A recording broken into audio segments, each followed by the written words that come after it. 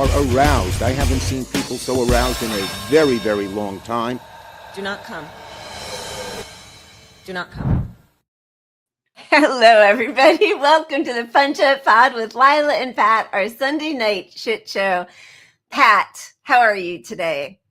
Apart from being scratched by Strike. Yeah, you heard.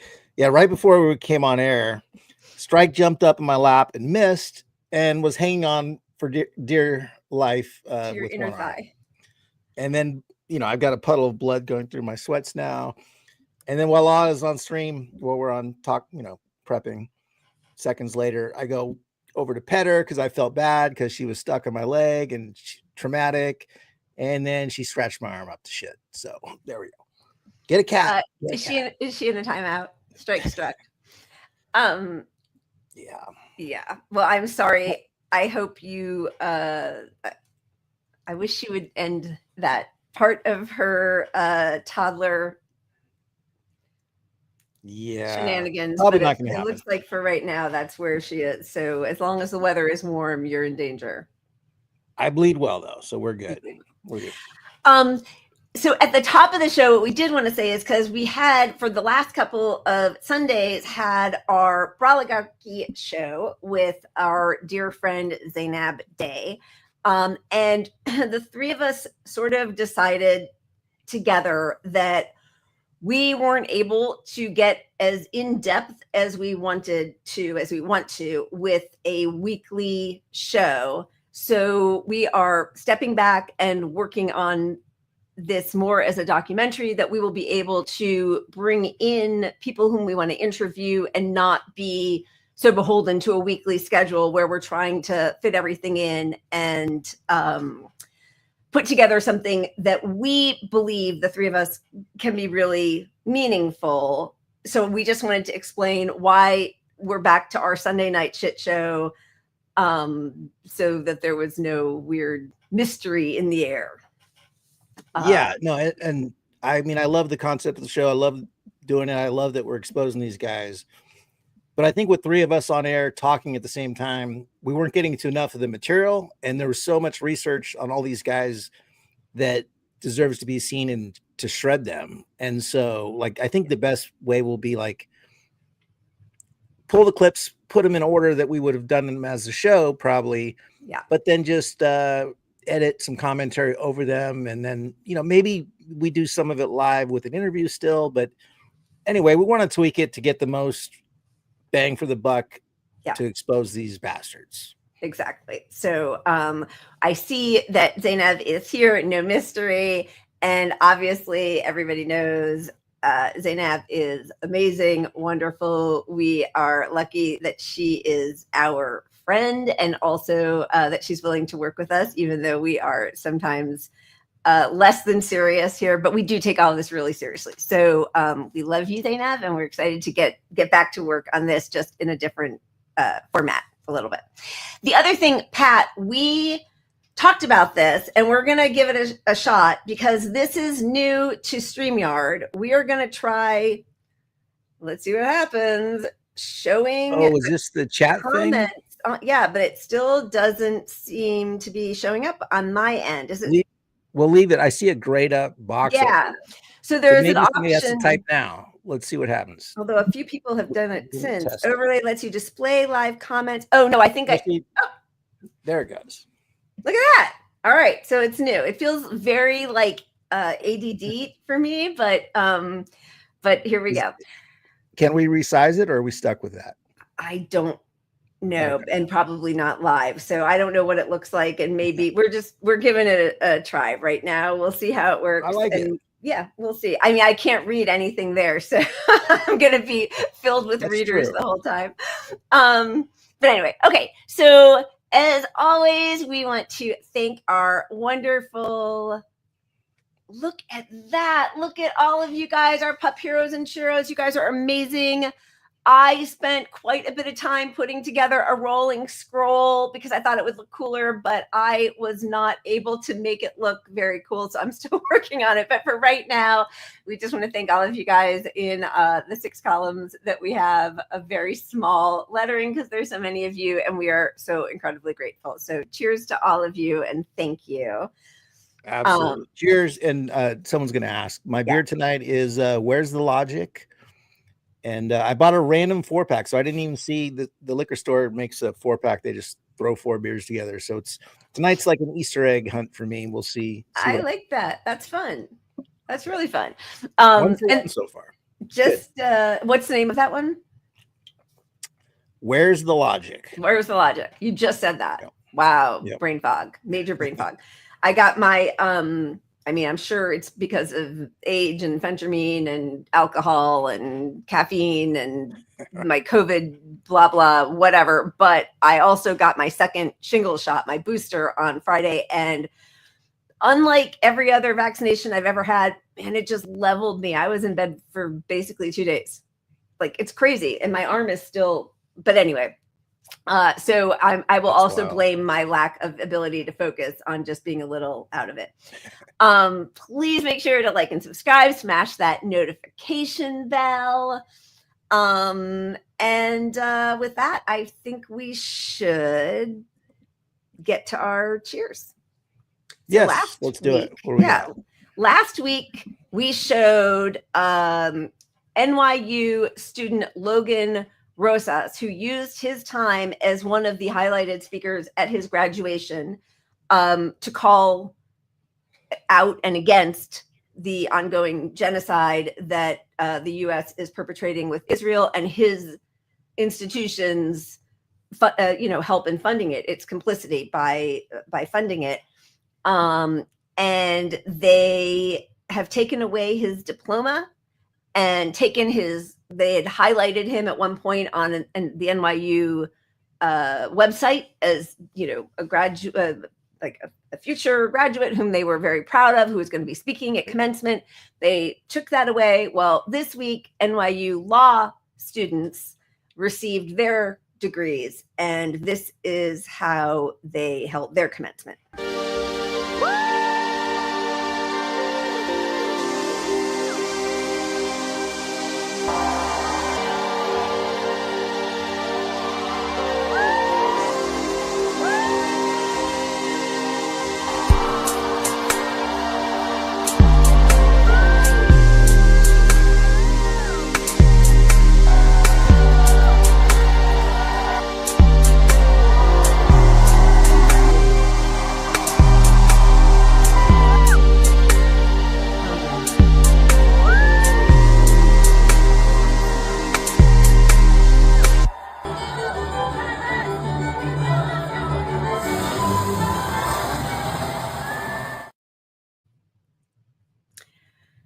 So I don't know. I mean, that is the thing. When you silence one person, it's much easier. When everybody stands up together, it becomes much more difficult. So that kind of solidarity is so important.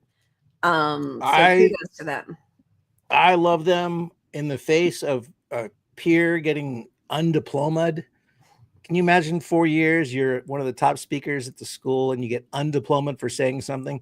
So these people didn't say anything, but that's the same goddamn message. Are you gonna undiploma all these people and make your school that nobody wants to fucking go to? I mean, they're already doing it, yeah. but yeah. But kudos to them. I mean, that's what we have to do. Yeah, I am Spartacus, and also I do not condemn. I do not condemn. I do not condemn. I will not condemn anything that happens. I do not condemn. Too much else has gone on that should just never be the focus. And we were about to get to it. We'll start with our potential false flag. But first, I know we got to bring up the wheel, have a moment of fun before we get to the craziness of the week. Okay, should I just leave the comments there for now? Whatever. Is that just part of it? Fine. I feel like, is this what Twitch streamers feel like? Like there's just lots I think we just leave them up all the time. it's such fine print. I can barely read it, so it's not distracting me. Okay, as long as you're. Although I okay. have the regular comments up on the sidebar here. Yes, but that I need. so Otherwise, I people need know it's like the New York Times large letter font deal. right. That's what I got. Okay. Yeah, baby. All right, good old puppet. Plus, I'm almost done with my first glass of wine. I will be reviewing while we watch the puppets. Perfect. Let's see. Cat magicians.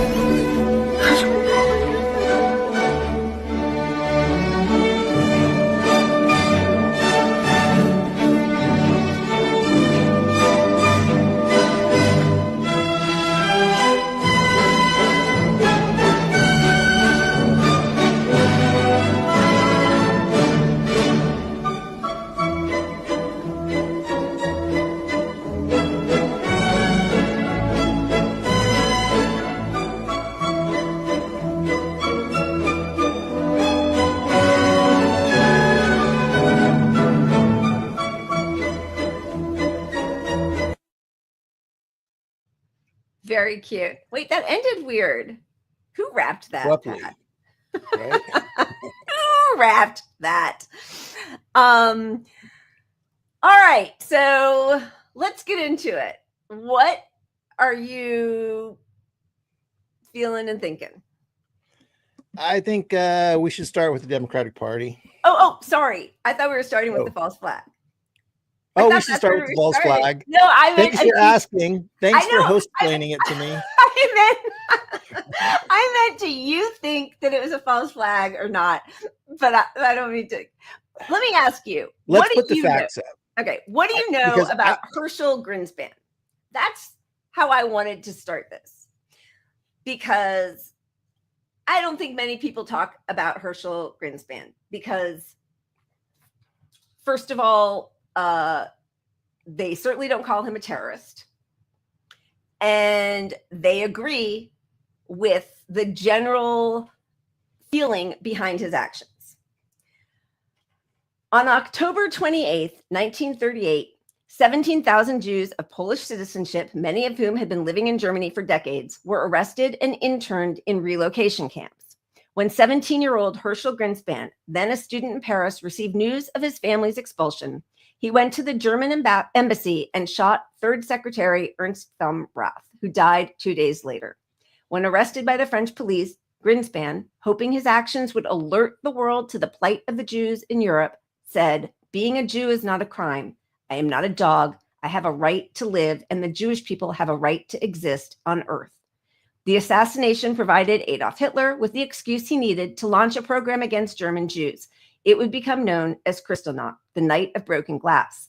His deputy, Joseph Goebbels, orchestrated the violence across Germany. On the night of November 9th, so 2 weeks later, 1938, rampaging mobs attacked Jews in the street, in their homes, and at their places of work and worship.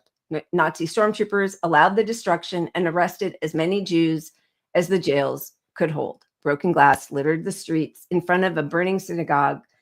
Burning synagogues, businesses were destroyed, cemeteries and schools were vandalized, and 30,000 Jewish men had been deported to concentration camps.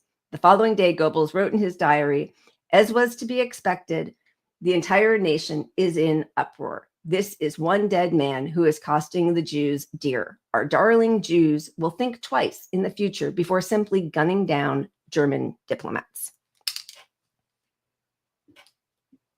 Yeah, so this is one of those cases where I don't condemn anything you do to expose and prevent, and even in retaliation for evil.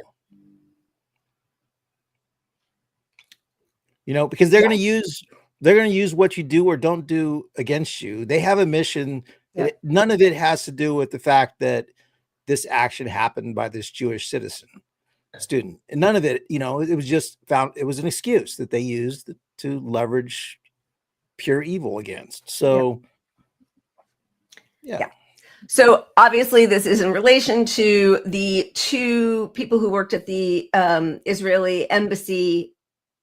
And here they are, Yaron Lashinsky and Sarah Milgram, the beautiful young couple. This is from, the Ostrovsky, who were gunned down by a pro-Palestinian terrorist in DC last night. Yaron had just bought a ring and was planning on proposing to Sarah next week in Jerusalem.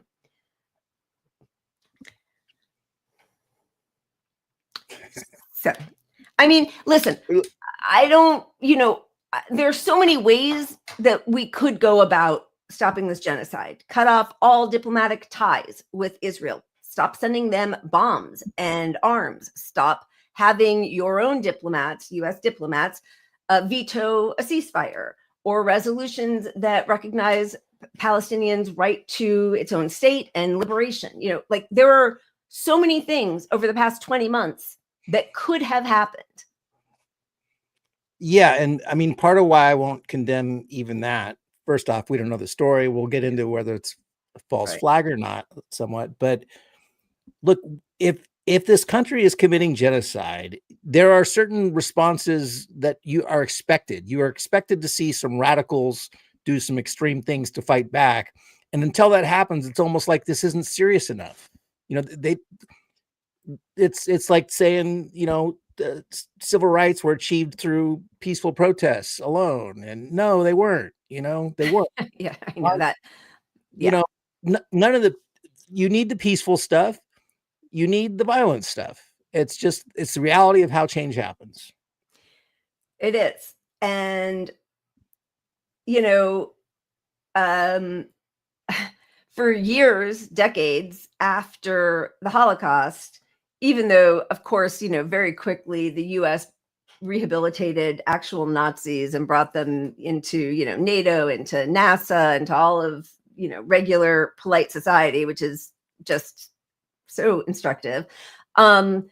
But there was definitely a feeling, like I remember watching, Faulty Towers in the 70s with my parents, and, Basil Fawlty saying, whatever you do, don't mention the war, in front of just a German guy, and then ending up doing goose steps. Like, if you are working for Israel at the Israeli embassy, you are complicit.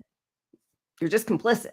So, and then there are tweets that the guy posted confirming what we knew all along. Hamas embeds itself among Gaza's civilians. Even hospitals are not limits, which of course has been revealed to be an absolute lie.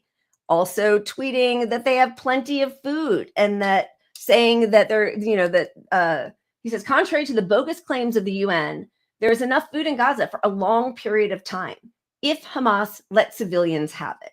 So, he was not just some random person like cleaning floors at the embassy.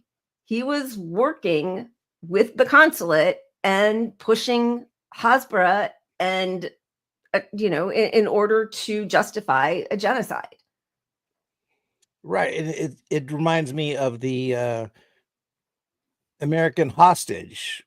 Well, he was an IDF soldier. Does that, how are you really a hostage if you're an IDF soldier? It's a different classification. If it was a Palestinian in that situation, they would not be called that. They'd be a terrorist, obviously, but they'd be a terrorist or captured, right? Or prisoner. Yeah, you're not prisoner of war. That's the appropriate term for somebody. Yeah, it's different. Who's a soldier? Who's a combatant? And listen, there are supposed to be rules of war, but we have seen them all get decimated. So thank you, first of all, Big Dumb Animal. Thank you. Want to show some love. No, it's going to be a great, informative show. Thank you. We so appreciate you. Thank you for the super chat. Yeah, I mean, so this goes a million different ways. So first, let's just talk about if every Palestinian who has been slaughtered were given the same respect in death that these two were, as Ahmed Eldon points out, if the New York Times ran one obituary every single hour, day in, day out, for each Palestinian killed in Israel's ongoing genocide, it wouldn't stop printing for more than 6 years. And we've seen that. You know, I do believe that every life is a universe, not just Israeli lives or Jewish lives. And so when you see hundreds of Palestinians being slaughtered every day, and then mass burials, and then those are being bombed, and parents having to, you know, pick up pieces of their babies and put them in bags, or operate on children whose wounds are festering and have maggots crawling out because there has been a total and complete blockade of electricity, water, food, not just for these 8 weeks or 11 weeks now. I don't know exactly how long it's been, but like that was announced on October 8th that there was going to be collective punishment. So we've known from the beginning where this was going. And the whole world has watched and learned helplessness is a thing. So how you psychologically deal with having no power in this situation and having to see atrocity after atrocity after atrocity and seeing no real solution in sight, I will not blame somebody. I mean, on an individual level, you could probably blame somebody, but on a global scale, you expect some of these reactions to happen, and they're a natural response by some people to these situations. Well, yeah. And if October 7th in the, you know, pro-Zionist, pro-Israel mind justifies these last 20 months, what do the last 20 months justify? Even forgetting about the 76 years before October 7th, right? So like you cannot have, you can't just cherry pick where justice comes from. And of course, right away, you know, this is Miss Israel, Noah Kachva, whatever. Make no mistake, if you screamed Free Palestine, you helped pull the trigger. We also have Benjamin Netanyahu right away coming out to say Free Palestine is just today's version of Heil Hitler. So all of a sudden we're very concerned with, and listen, I don't really want people getting gunned down in the street. Like that's not the way I think it should work. I don't think even soldiers who are not in active duty, I don't think that they should be gunned down in the street. Like we're supposed to have some rules of law, rules of war even, which is so insane even to utter those words. But they've been completely obliterated. So ultimately that's why this is justified, because you eliminated the rules of war. You aren't playing by the rules. You are making this entire country and world witness your atrocities daily. When you take away every prospect for peace in the area or freedom for Palestine, now you're saying free a country is akin to Heil Hitler. Like that's the message to everybody now, and how that on with all these people getting de-diplomaed and speaking out against genocide and react to this somehow, or you enable it. 100%. And, you know, not to do like, oh, such hypocrites, but just to show like you're never going to win this argument with people for whom the very existence of Palestinians feels like oppression. And unfortunately, the 77 years of Hasbara has been incredibly effective for not just Israelis, but lots of Americans as well. And when it's flipped around, you know, people feel, oh, we're not safe. Jews, by the way, many Jews on campuses are part of these peaceful protests and encampments. But the Jews who are not, who are pro-Zionist and pro-genocide, say they feel unsafe just by the existence of a Palestinian flag or by a keffiyeh. And meanwhile, as we know, you know, this did not start a huge, how do we feel about the safety of Palestinians in the U.S.? There have been several incidents of violent attacks and murders in our country against Palestinians in our country, in the US. And there's been, nobody's talked about that. The first one was, in 2023, this little 6-year-old boy who was stabbed to death by his landlord a week after October 7th. Then a month later, there were 3 Palestinian college students who were shot in Burlington merely for wearing a keffiyeh, one of whom is paralyzed now. In Texas, this woman tried to drown a 3-year-old child who is Palestinian American. Then in Florida, earlier this year, this Jewish American guy thought that he was shooting at 2 Palestinians in a car as they drove by, and then learned that they were actually Israeli, but they were so brown that he figured there's no way that they could be Jewish. So, like, these are the events that have actually been happening as the ADL is saying that, anti-Semitism is up in this country by 300%, because anytime anybody says from the river to the sea or free Palestine, that counts as anti-Semitism for the ADL. It's obviously completely ridiculous, because at any of these protests, pro-Palestine protests, there are Jewish people there and they're welcome with open arms. Like, it's just, they're just lying to the public on the media. Yeah, it's ridiculous. We know this, but that's where we're at with it now. So our media is lying to us every day about all this stuff. So that leads to, in my mind, this fits a perfect false flag scenario. It could. And listen, I don't know, but no matter what, it's going to be used to shut down any dissent, any protest, and a couple of things that I think have given people the feeling that possibly it could be a false flag operation. Okay. So number one is just watching the guy, what's his name? Elias Rodriguez, get arrested. We're talking about the shooting. Yeah. And the Chicago shooter in DC of these 2 people who worked at the Israeli embassy. It was outside of the Jewish museum, down the street, I guess, from an FBI headquarters. I don't even know. But anyway, so this is the way this guy who just shot and killed 2 people in an anti-Semitic, that's how they're calling it. I think it's a, anti-genocide, but an anti-Semitic crime. This is the way he was arrested. Free Palestine! Free Palestine!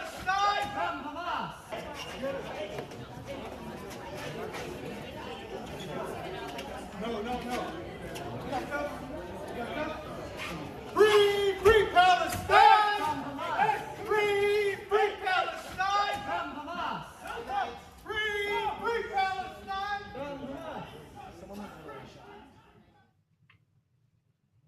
So number one, it's a very calm situation, as opposed to the way we have seen peaceful protesters get their heads bashed in just for existing with a keffiyeh or saying free Palestine on campuses. Second, there's a guy there who picks up his red keffiyeh, which, it's fine, but like more noticeable than black and white is red and white, picks it up, hands it to him. Like, let's make sure we get this in the shot, guys. Right. Like, there was a few things that just feel not typical. No, we've seen the brutality executed by both the police force in shooting situations, and particularly the IDF, and particularly the merger of that, considering it's the defense team at this museum.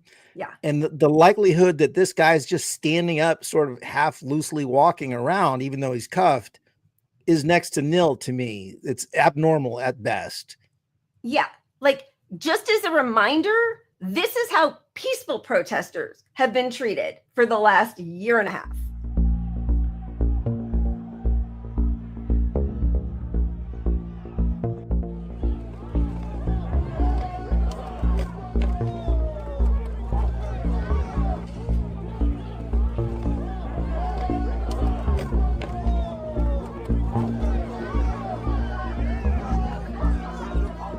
ones on top who are violent are the Zionists who are No place in this world. being allowed to attack peaceful pro-Palestinian protesters.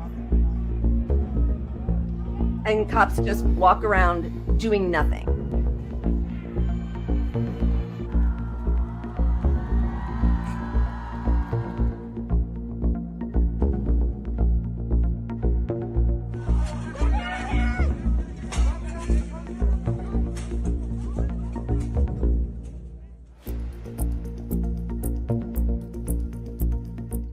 Take off your hijab and get a job. You guys are all fat, ugly, and broke.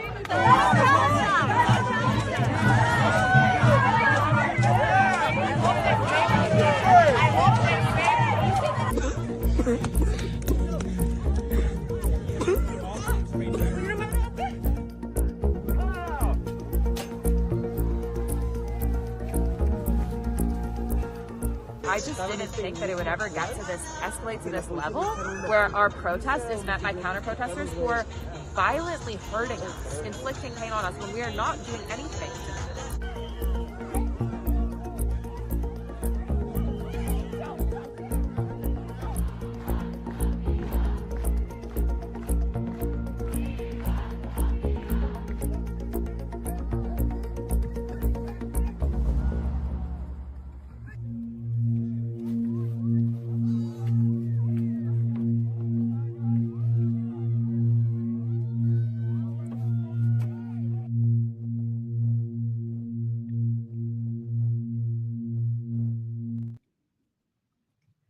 So we've seen how the police rush in, smash people to the ground for merely saying free Palestine. This guy says it after shooting and killing 2 people, and they pick up his keffiyeh and hand it to him. Very strange. And when do you ever hear any word out of a shooter's mouth after a shooting? It never happens. Yeah. Ever. All of a sudden, they're big free speech advocates. Let him have his say. So that, that all feels not exactly right. And then, going back to your point about like how every norm has been totally decimated. And again, I don't think that people should just be gunned down randomly, even though I feel like, there are a lot of people who are like, oh, if I were alive in Hitler's time, or if I could go back in time, I'd go back. I'd, kill Nazis and anybody, who worked with Hitler, right? Well, I mean, sorry, but like that's what's happening. But also the idea that civilians should not be gunned down, which I think many of us agree with, has been completely decimated by Israel, right? So here is, there were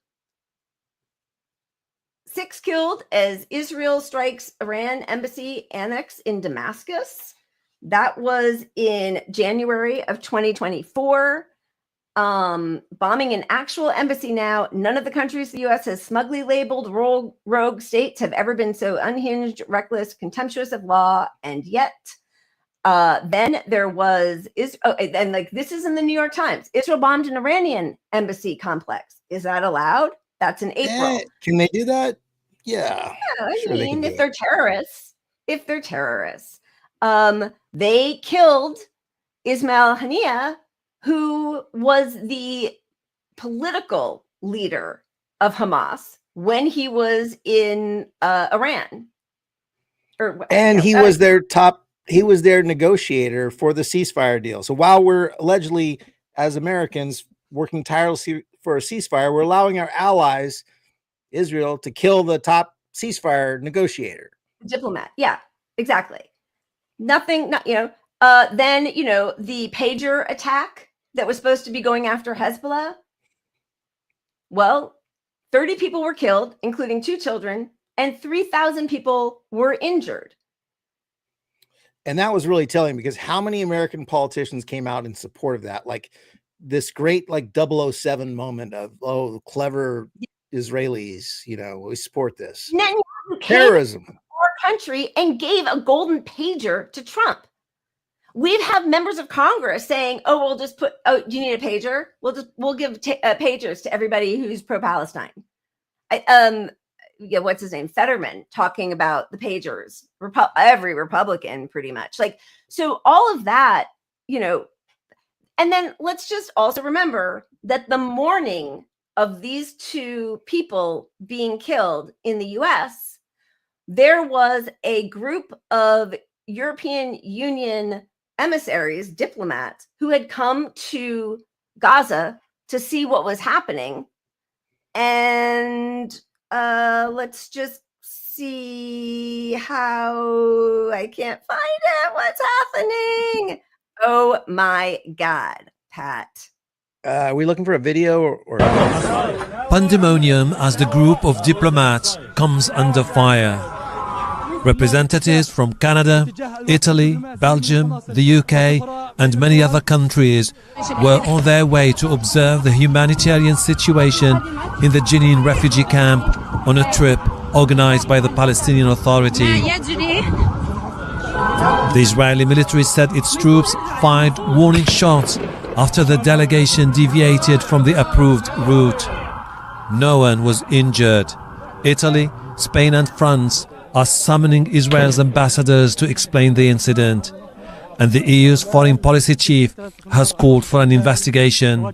We definitely call on Israel to investigate this incident and also hold these accountable who are responsible for this, and any threats on diplomats' lives are unacceptable. I'm sorry, her response is unacceptable. You don't call on Israel to investigate themselves. Why ever. not? It always works out so well. They always find themselves, not guilty. Not guilty. They did nothing wrong. They said, we regret the inconvenience, but they went off the path where they were supposed to go. Right, which is an admission, because these are not armed people. It's an admission that you fire at civilians. And we didn't know those were the kind of civilians over there. But we just fire on civilians. That's your defense? Sorry, it was really important. I had my last sip of wine so I could refill. Yeah, exactly. And this is really interesting. So this is a site I hadn't known about before, Zarafa Media. They showed the search results on Google the morning of the 21st, which is when these EU diplomats were fired at by their good, most moral friends, only democracy in the Middle East, Israel. Oh my God, it's so small. Okay, here come my spectacles. So on the left, this is Google on the 21st. Everything is about so the search is shooting diplomats. Everything is about this outrageous attack on EU diplomats. One day later, the results are all about Gonzalez, terrible that my brain, Rodriguez, I'm so sorry. Rodriguez, look at that, cancel me. Shooting the two Israeli diplomats. So, again, listen, I don't know if this is a false flag or not. It really doesn't matter because it's going to be used exactly the way they want to use it. So it really, But this goes full circle to why we launched the Tech Bro stuff, in part because Google sees this as an opportunity to kind of quash the last story. Yep. And they're going to maximize their algorithm to make sure we hear less about the last story, which is this new story. It hits all the markers. If you look up Israel, here it is. Here's Israel's story. Yep. And so, that's the problem with journalists that we don't agree with necessarily, or billionaires or news organizations having so much power, being in sync with the government. This is the outcome, is that every average American who isn't following this story closely already forgot about the UN stuff because they didn't hear about it in the first place. Hear about it in the first place. But now they're not going to, because this shooting trumps it all. 100%. Yeah, they didn't. And like Microsoft just recently banned the use of the word Palestine in any emails, Companies, in-house yeah. emails. So, that's, I mean, I'm sure he still has some relation to them, but that's the good billionaire Bill Gates company. But think about that. Like there are reasons internally, even if you're not being political, if you're just trying to negotiate, how things are being, your algorithm, you're trying to filter who's being offensive online. You should be able to use the word of a country. Like there are reasons it could come up that have nothing to do with your political views, but it's that important to Microsoft to appease their donors and billionaire class and government who doesn't want Microsoft to be on Israel or Palestinian side at all.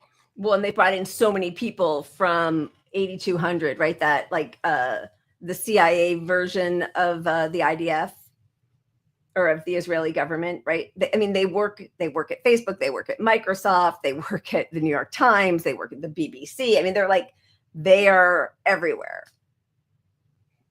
Right. And so this is where it comes back to if they are everywhere in these situations and their job is to hide up to cover for a genocide, are these innocent people? And no, they are fucking not.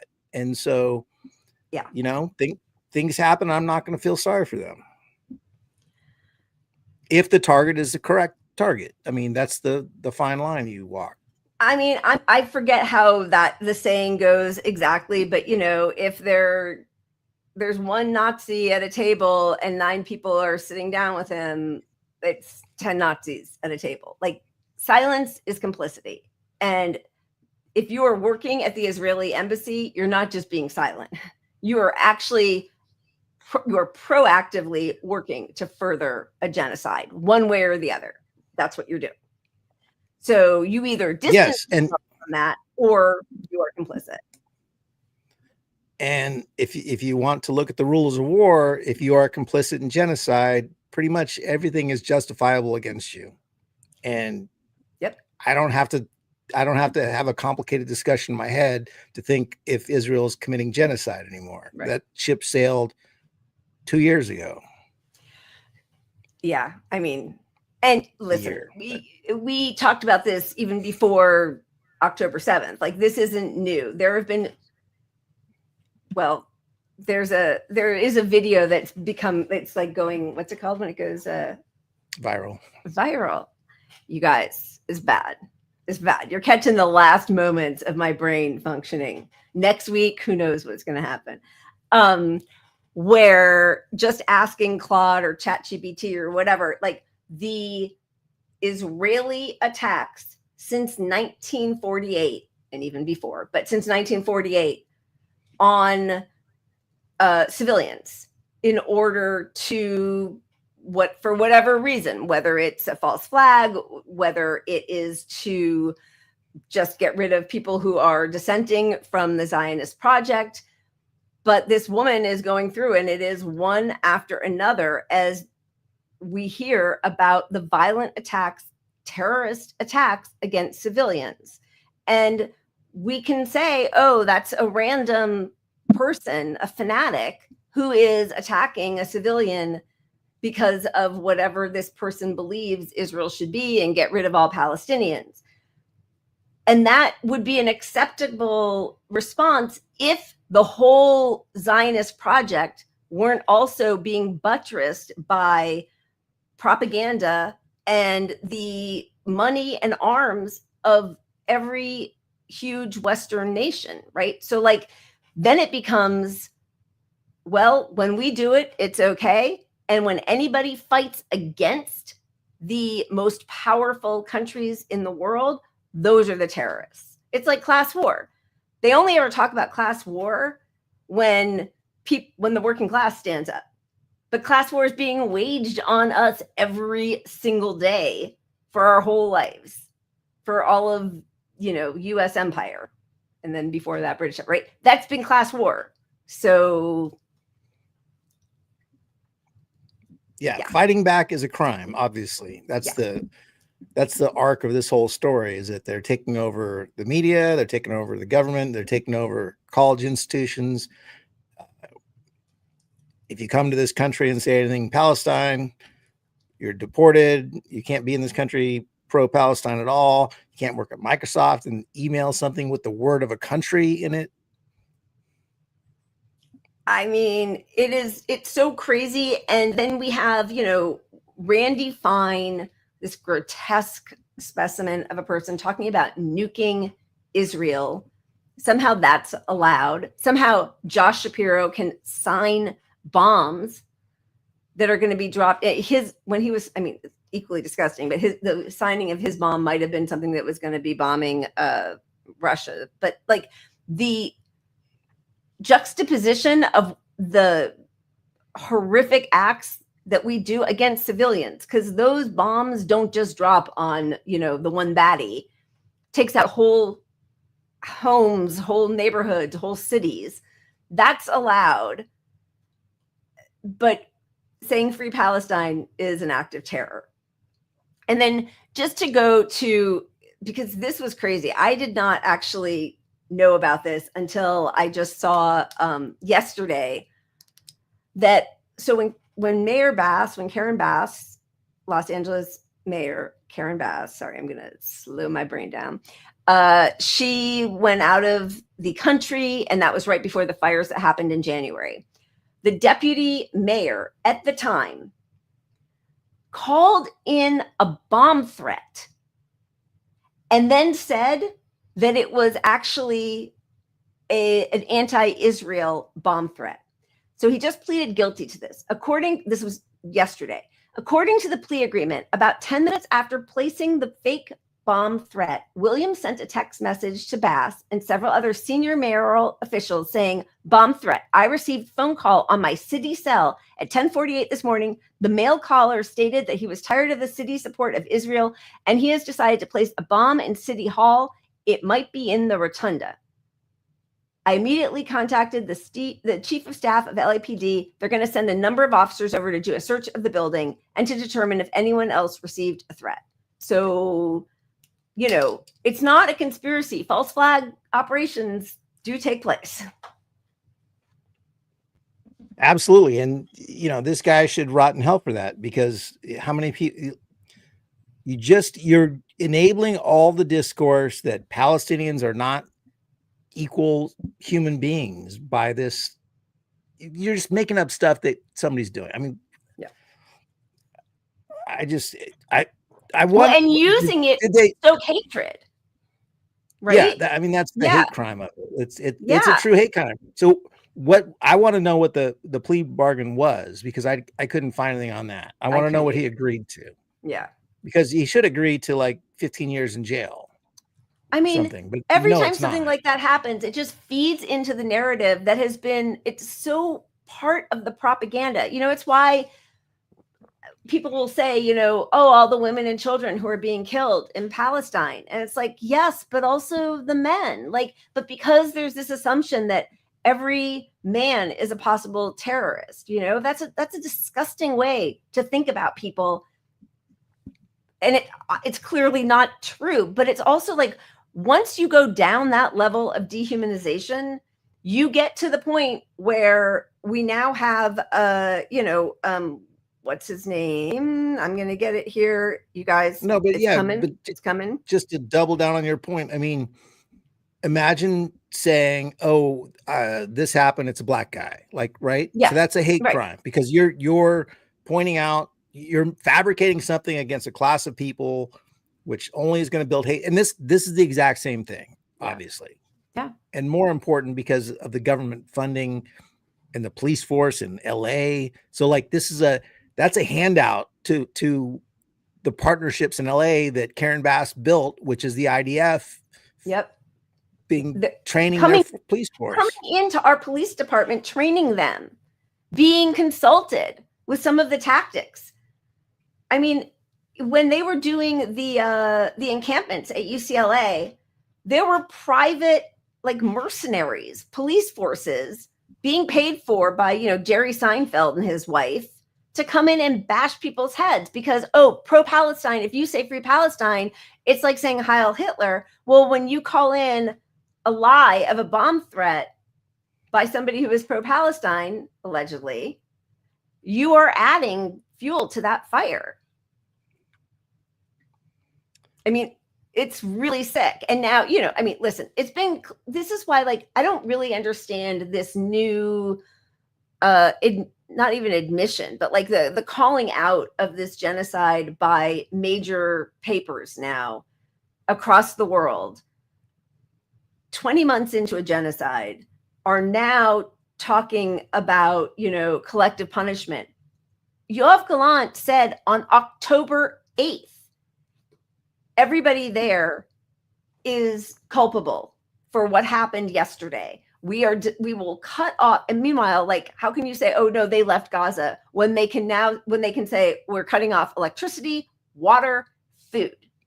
And now 14,000 babies, which is leaving out men and women, like adults, are on the verge of starvation. I'd love to see, the New York Times write up about the hopes and dreams of each one of these children.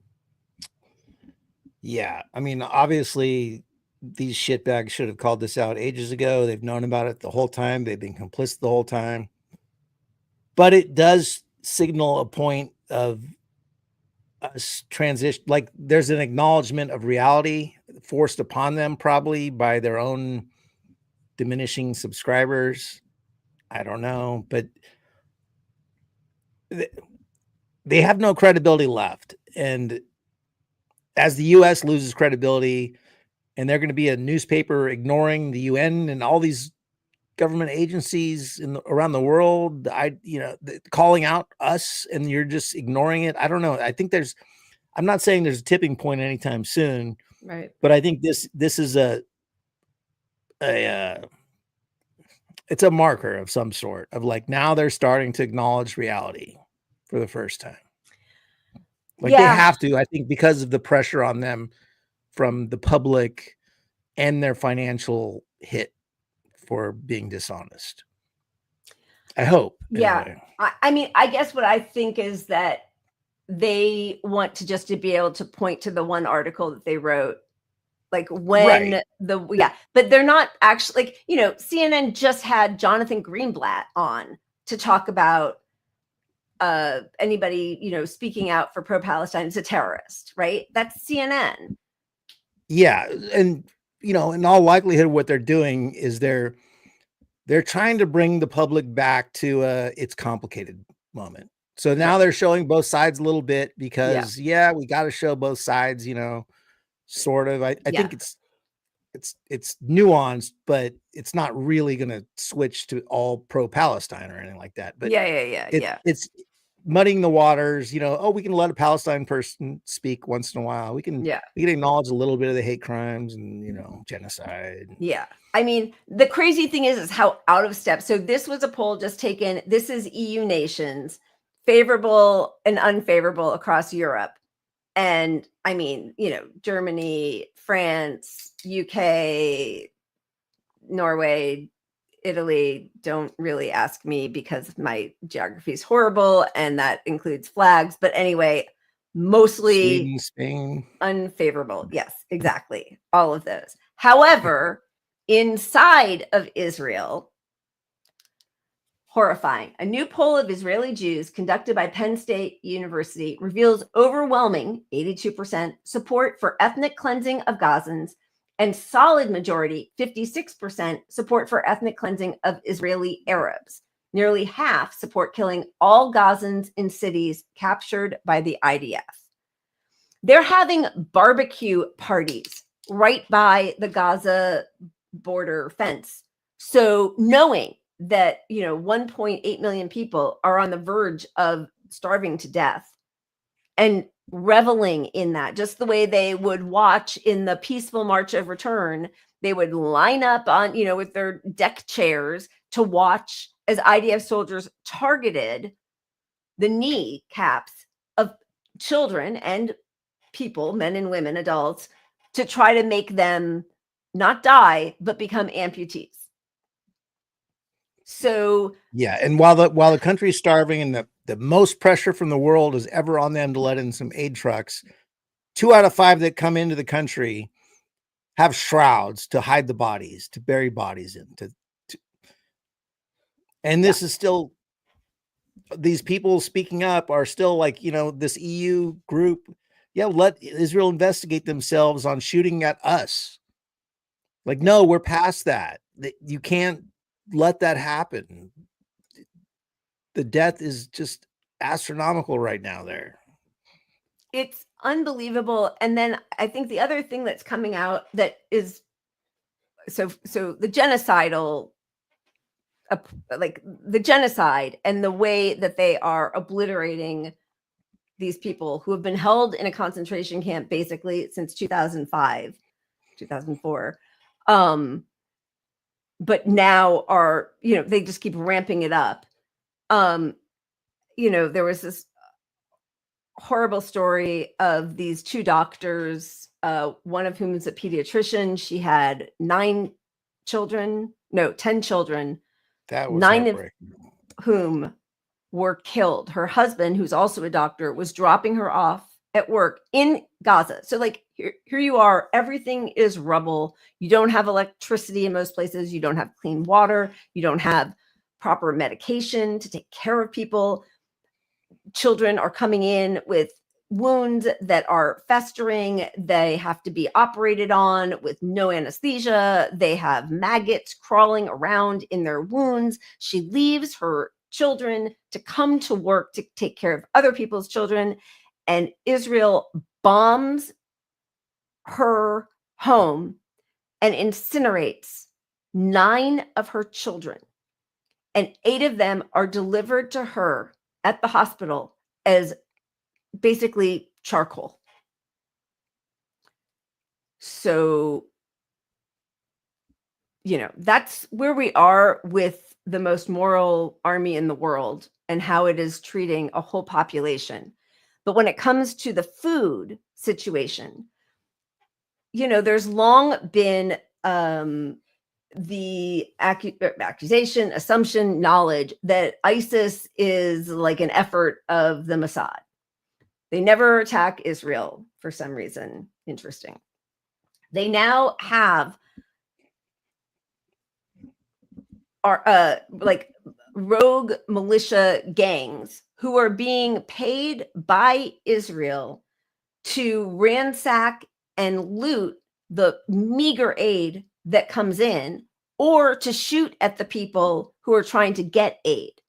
And they have identified that, a very well-known ISIS guy, is one of the gang members that they have brought in to do this. He's ISIS. He's confirmed ISIS person. The other thing is they now have a new scheme because they want to get rid of UNRWA, that it's going to be this new, group of mercenaries, U.S. mercenaries, who are coming in, who are basically going to take control of Gaza. So they're going to be, occupied again by the U.S. now. And they're even admitting that they're only going to give 60%. They're only going to be able to help feed 60% of Gaza's population. And the crazy thing is one of these people, and the World Central Kitchen has lost at least 6 or 7 of their members, because there was the first attack that killed 6 people, but then there was another attack a little later. But one of the people from there is coming in. This is a new operating model. They don't need a new operating model. They need to be allowed in. There are hundreds of trucks ready to go, but they can't get in. And when they do get in, they're shot at by these little militias that Israel pays to sow chaos and, kill people as they're trying to get a morsel of food. But this is also, this is just a huge shell game, because, replace that organization, let people die while you put a new organization in place, we build up some new infrastructure, and they're only promising 60%. So it's just like the goal is to kill all the people there, to wipe them out, to being such a small group that you can justify shipping them to Libya, of all places. But it's just so clear that none of this has any intent of helping them. And the whole world is just watching it. They were just watching it. The best we got is some people who go over there and get shot at and then say, well, let's see what they say. They'll investigate themselves. So Yeah, so the world's going to act. People are going to get shot. People who work for the IDF and support their cause are going to die somewhere, and I'm not going to feel fucking bad about it a lick. Yeah, I mean, I agree. I agree 100%. M. Sparks, thank you so much. Yes, justice for Palestine. I guess that makes us all terrorists, but justice for Palestine. And thank you for your super chat. Yeah, I mean, it really does feel like we are in this upside down world where these atrocities happen day after day after day. Nobody does anything about them. And these outrageous. I can't come up with like the words that are strong enough for what's happening. But then they immediately get suppressed by a small incident, or obviously 2 people being gunned down in the street is a big incident, but like not as big as the 100 people who were killed that day and every day. Like every single day, these things are happening. And if the media were doing its job and weren't complicit in this genocide, the fact that, most of the US has a disfavorable opinion of Israel, and it has nothing to do with our media. So imagine if our media were doing its job and telling the truth about what's happening, and the fact that they're not makes them complicit. But that's where we're really in a dark place in America, because the press has no interest in even placating the public anymore. Like it's past that. Like people used to say, oh, they do it for ratings, and Anthony Cooper, all those guys used to say, well, we want to talk about this some more, but it's not popular. Right. When it comes to COVID or something, same thing. It's not popular. It doesn't get us ratings. And then they're on the wrong side of this war with the public, Yeah. So that it's not ratings. It's not ratings. It's never about, of course it's not. That's always such a lie. It's always just the biggest lie when they talk about that, because there are things that people want to hear about. And when they do hear about, as you said, they actually have a lot of feeling for. And I mean, this shooting trumps starving 14,000 fucking babies. A 2-day notice of starving 14,000 babies didn't get reported on TV.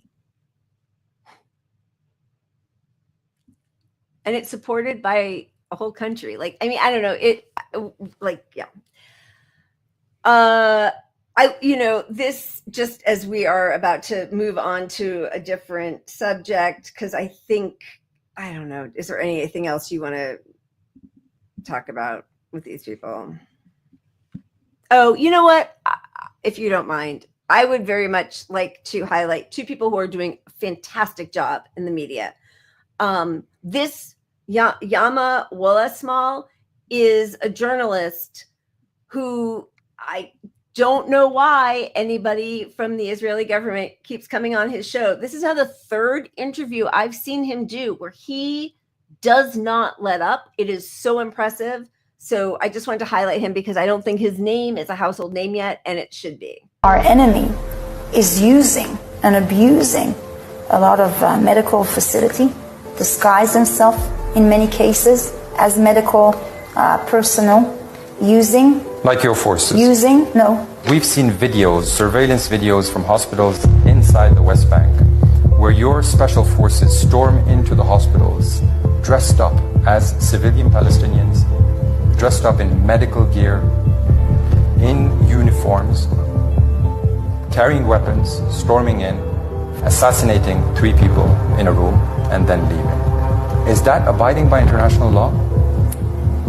Sending special forces disguised as medical crew, medical staff, with weapons, killing the people you're after? You could have arrested the man being treated there. Why do you send special forces into a hospital which is protected by international law and assassinate a patient? You could have arrested him and taken him into custody. I'm just reading here. He is an Afghan-born Norwegian news anchor, and he's been brilliant in calling people out. And yeah, the only time that we've seen, again, this is another breaking of norms, was IDF soldiers dressed up as doctors storming a hospital to go in and shoot patients.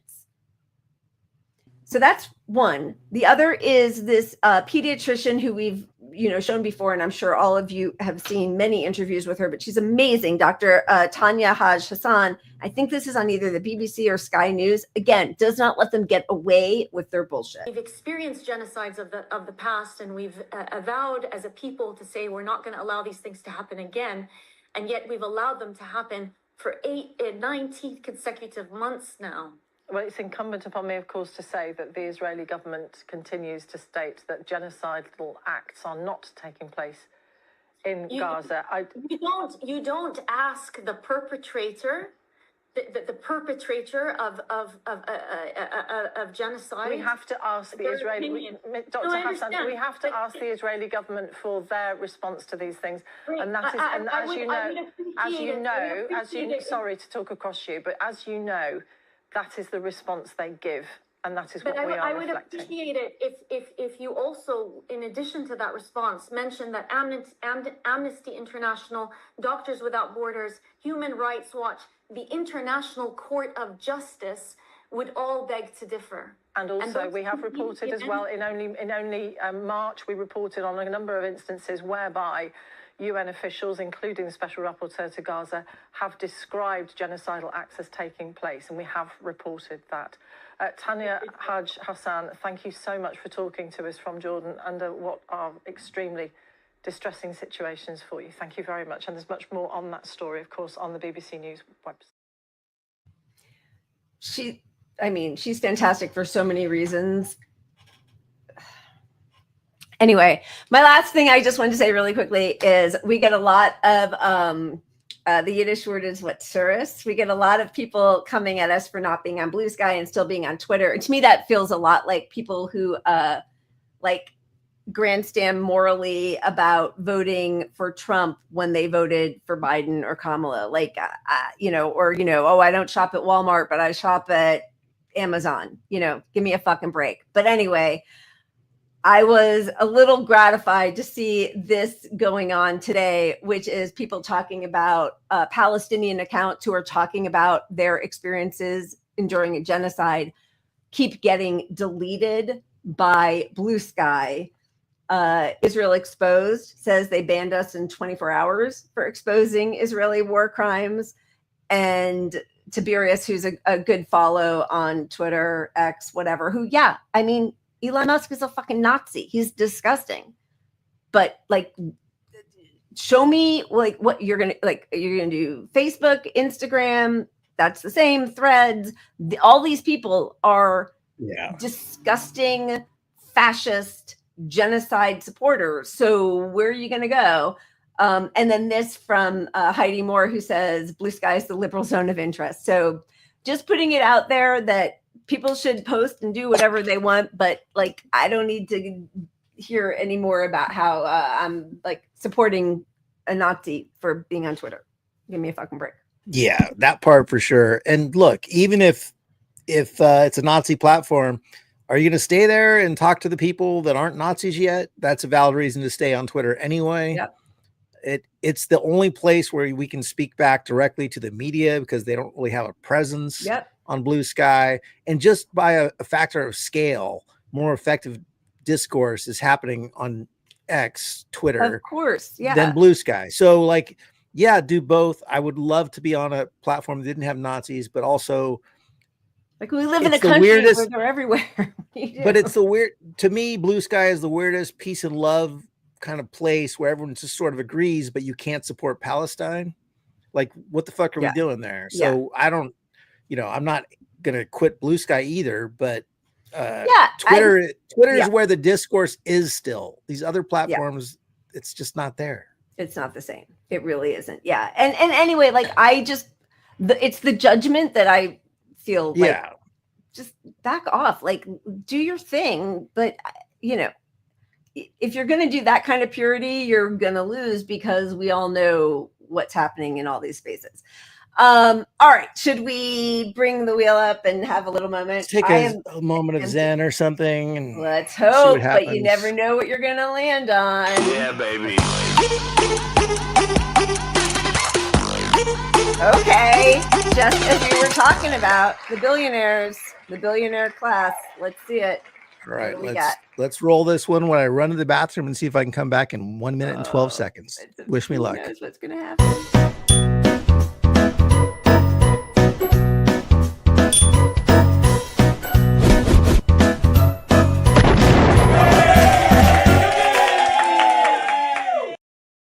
Hello, I'm Bill Gates, chairman of Microsoft. And I'm Jeff Wilbum, founder of Microsoft Excel. A new, exciting way to drain all of the energy from your life and place it into little boxes that we call cells. In this video, you're going to see the future. You will spend the rest of your days locked into my infuriating little spreadsheets. We predicted this a long time ago. I invented Microsoft Excel as a way to take revenge on my high school bully, Jack, who now works as a VP at JP Morgan. With the fortune I've earned through this software, I will soon be feeding grapes to his wife in my Chilean villa, while Jack will spend the rest of his days monkeying numbers into my little software. It's really attracting all the innovation in the industry. Have fun in there, Jack. I can already hear your wife in the room next to me, begging for more grapes. Oh, Pat didn't make it back. What? Oh, we can hear you. Awkward. Awkward. That Wasn't that funny. awesome? That was pretty good. Yeah, that was pretty good. All right, so moving on, because we're still doing this. I cannot believe it. It's how many months? 6 months later, the New York Times kicking off a series of pieces about the Democratic Party, how it got so dire, what comes next, and who could lead the way. By this piece was by Shane Goldmacher. In the piece, one longtime Democratic researcher has a technique she leans on when nudging voters to share their deepest, darkest feelings about politics. She asks them to compare America's two major parties to animals. After around 250 focus groups of swing voters, a few patterns have emerged, said the researcher, Anat Shenker-Azorio. Republicans are seen as apex predators like lions, tigers, and sharks, beasts that take what they want when they want it.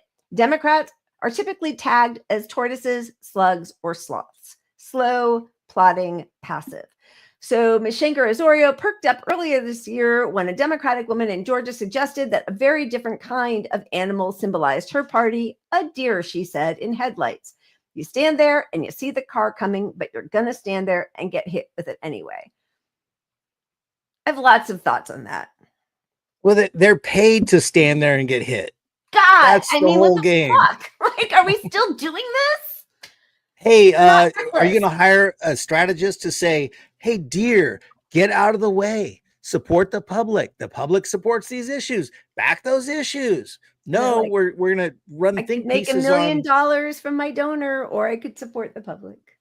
Yeah, it's so clear. Like these what did we do wrong? Screeds and strategists and too far left and too woke.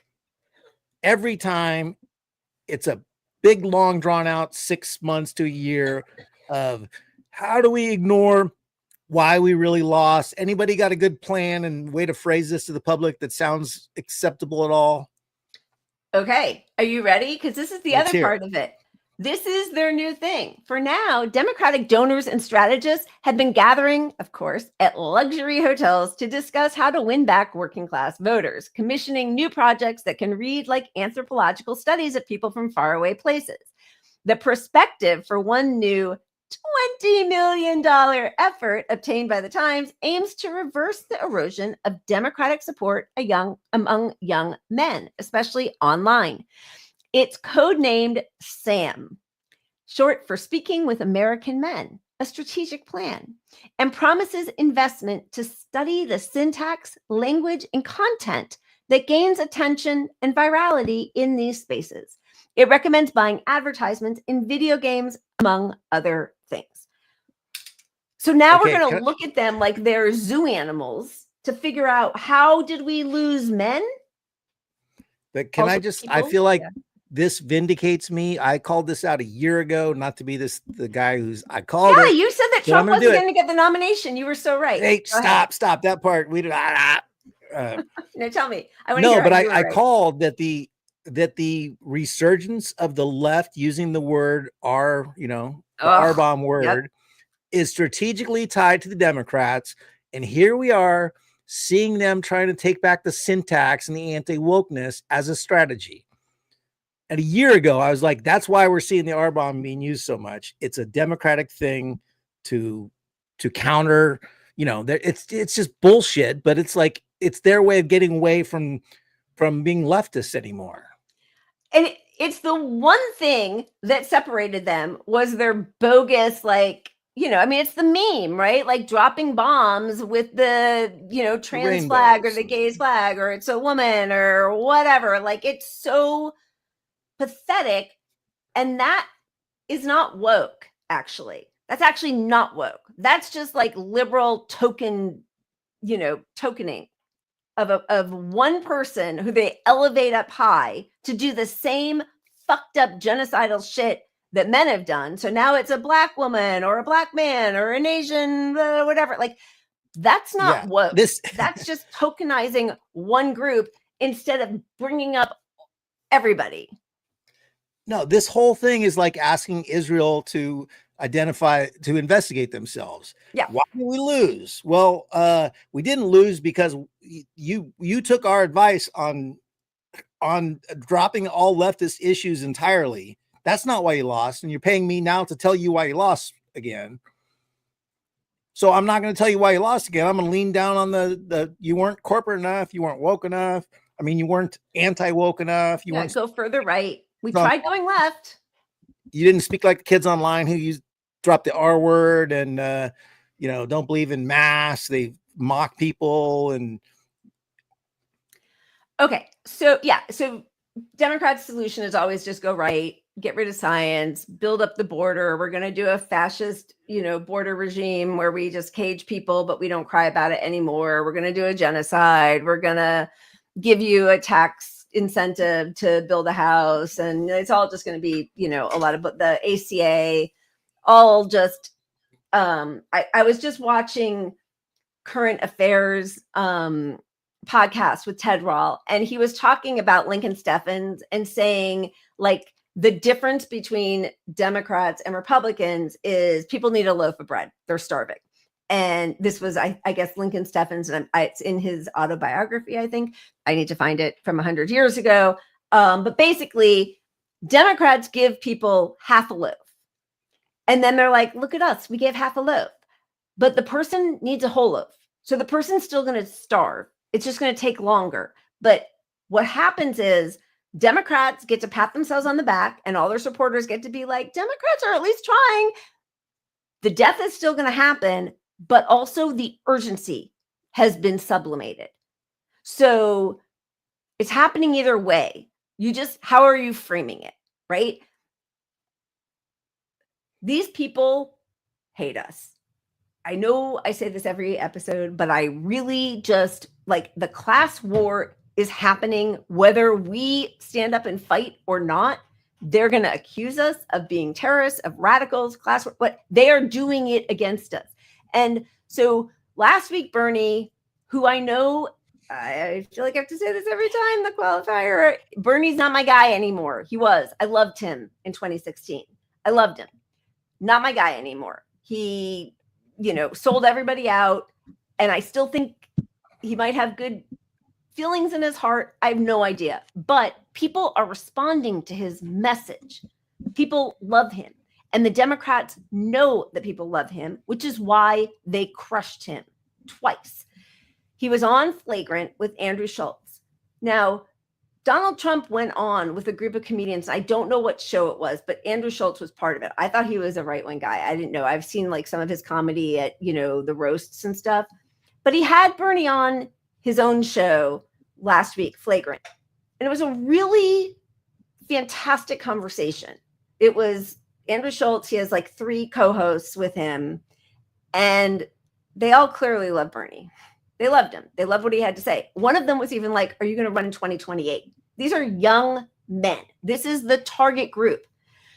Again, it's not to me about Bernie. It's about these are men who have been castigated by the Democratic Party, Bernie bros, racist, just like deplorables. We can never reach them. And yet we do want to get to those, like we need to study them like they're, animals in a zoo. But they were having an intelligent conversation with an 83-year-old man whose policy ideas for economic change in our country they were responding to. So to me, that actually did give me hope on some level that people aren't beyond reach. No? I don't want to take you have some hope, so I don't want to squash it. I don't really. I'm trying. No, Jesus Christ. I'm with you, but through all of this, you still get Bernie out there saying the plan is that we take the Democratic Party over, and he has no plan to do it. And until you have him on Andrew's show saying, "Here's how we take over the party," and giving some steps that are different from anything in the past, it's just bringing more people into believing leftist stuff, but then believing, we got to vote for the Democrats. Okay. I agree with you. Although I don't know how like Andrew Schultz actually, voted. I don't care. And I agree with you. Here's the thing. I don't think that these people come to stand in line to vote for whoever, Kamala, Gavin Newsom. I don't think that's where they are. I think they're just done unless they're inspired. I don't think that this new generation, and it's interesting, I hope we get to it, but David Hogg talking about the Democratic Party belonging to all of us, or Cenk Uygur saying we're not going to go third party, whatever, these are people who have a feeling about the Democratic Party that I think most people under 30 do not have, because in their whole lives, the Democrats haven't done anything good. What have they done? They did a Heritage Foundation healthcare. They handed over the reins of power twice to Trump. What did the Democratic Party has no a bloom, what a gilded rose or whatever for them. But it comes back to the same problem that I have with it, is that as much as I love this whole interview, you could also look at the whole interview as being a way to say, well, no matter what you think, third parties aren't the answer, because he's not offering a solution that goes anywhere but Democrats. So here he is with Bernie's interview. He's got all these guys. If Bernie used this time to say, we have to go third party, we have to leave, it's been proven this is a failure, great. But he comes on here, he lets them make all the cases against the Democratic Party, piles on, agrees with them on the Democratic Party being undemocratic, and then still says, but this is all we got. So for a rational person to watch this and believe all this stuff is real, and hear the guy the most abused by the Democratic Party say, but we still got to go Democrat. Yeah. Yeah. So we should show it, but I agree with you. This for me was not a pro Bernie thing. It was, I am heartened to see that socialist values are resonating with a group of people who I'm under no illusion, the left-wing party in our establishment, Democrats, have completely derided and said are beyond hope. And yet we still need to get their votes, but we're going to go further right. That's actually not what they want. That's the part to me that made these guys don't seem to be bowing to that, and they have huge audiences. But do you want to, we'll show the flagrant one? Okay. The problem I think a lot of voters had is they didn't even know if it was her. We didn't even know if Biden was president. We didn't even know if these were her talking points. And we felt that over the last 4 elections, Democrats, we felt that we didn't have a say on who could be president. We talk a lot about the Republicans being autocrats and oligarchs and taking over democracy. But from the Democrat perspective, and I'm a lifelong Democrat, I felt like the Democratic Party completely removed the democratic process from its constituents. And I think they need to have some accountability of that. No argument here. I donated for you. I mean, I wanted you to, like, 2016, I was like, this is going to happen. This guy's going to do it. And it felt like they stole it from me. And I'll be honest, it broke my heart when you supported him. Look, but you have, in the world that I live in, you got a choice. And I mean, a lot of people, including my wife, agree with you. But, you know, you're down to a choice. Is it going to be Hillary Clinton or is it going to be Donald Trump? Not a great choice. But it ended up being him anyway, so why don't we burn it down? Well, because it's easy to say burning it down means that children are not going to have, you know, food to eat, that the schools will deteriorate, people will not have health care. I got it. And I'm an elected official. I got to represent the people. That's fair. And I can't turn my back on. But then could we not also say, if ostensibly there hasn't been a fair primary for the Democrats since 2008, are they not also a threat to democracy? We often hear. Fair enough. That is, yeah, I'm not going to argue with that point. Like, that did give me hope, because I thought these guys were like right-wing fascists. Like, I didn't know, and maybe they are, like, who the hell knows? But like, I appreciated this conversation. It went on for over an hour, and I watched the whole thing, and it wasn't stupid. It wasn't racist. It was like actual people talking about politics and maybe disagreeing. And listen, I disagree with Bernie. I'm not in the situation he's in.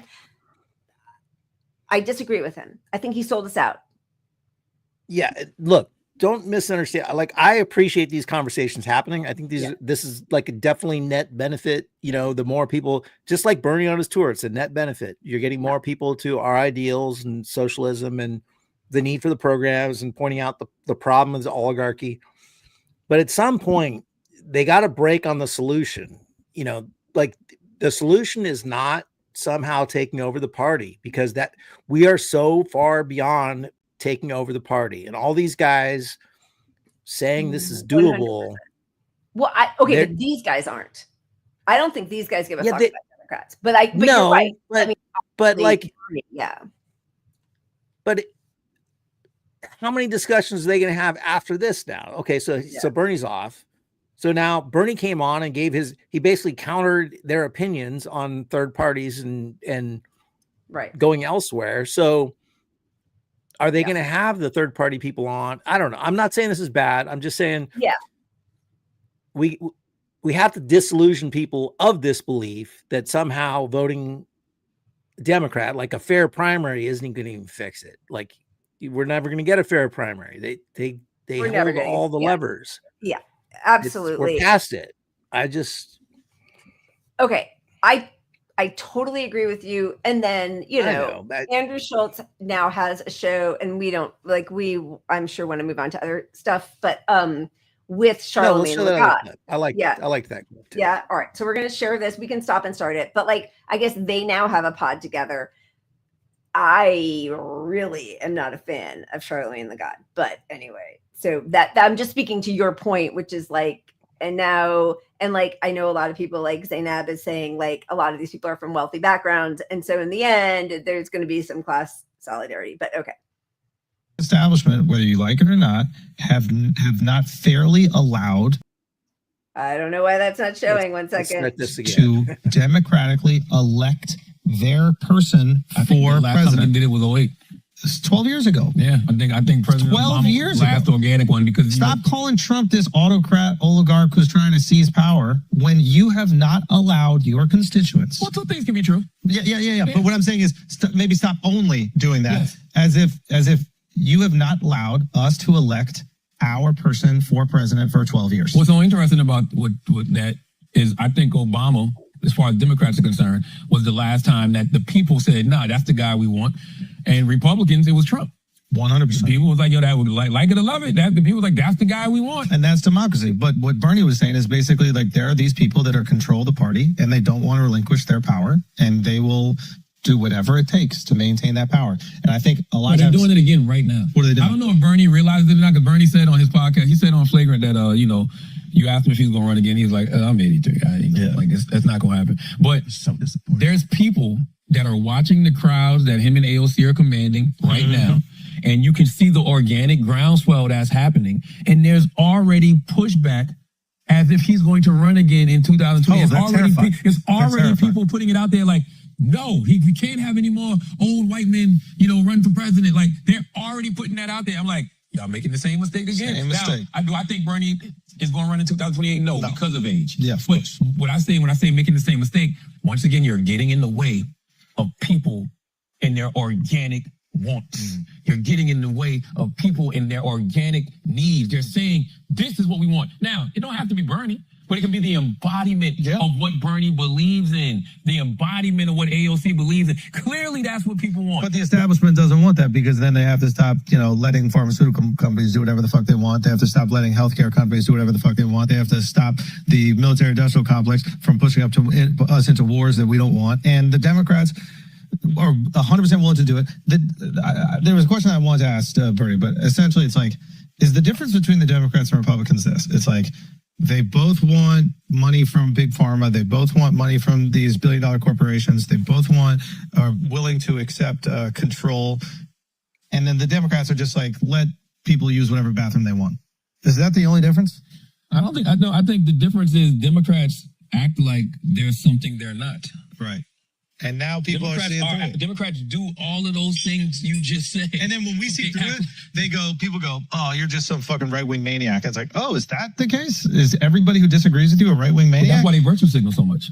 They virtue signal to distract you from the fact we're doing the same shit. We're just doing it. So you're just using those communities that you say you care about. Yeah. You're using those communities that you say you care about as a smokescreen so you could keep on taking the same money from Big Pharma, they keep on taking the same money from the healthcare companies, keep on taking the same money from the military companies. Like, stop the bullshit. The internet is available to people. We can Google things. You can't lie like you could before with the protection of the corporate media. That's right. I'm kind of becoming an Andrew Schultz stan account. Andrew Schultz, come on, pup. Get the pump. Come on. Listen, I don't mean to call out anybody in our chat, but I have to say, wait, I just saw it and now it went away. No way. I was trying to wait a second. Jenna. No, Jenna, you're right so much of the time. No. I don't think I would like it. You're wrong. In the beginning of the pandemic, I did all the facial hairs imaginable for fun. I had a Fu Manchu. Really? I had the problem is it's so gray. I look super homeless, not to mock it homeless or anything, but I look really like socialist. Yeah. Yeah, no, but I look really like I'm stuck in this situation every time I have facial hair. I like that. Stuck. Oh, that might be the name of a good book. Well, I don't know. I feel like you need to Raggedy. That's right. Jen Raggedy.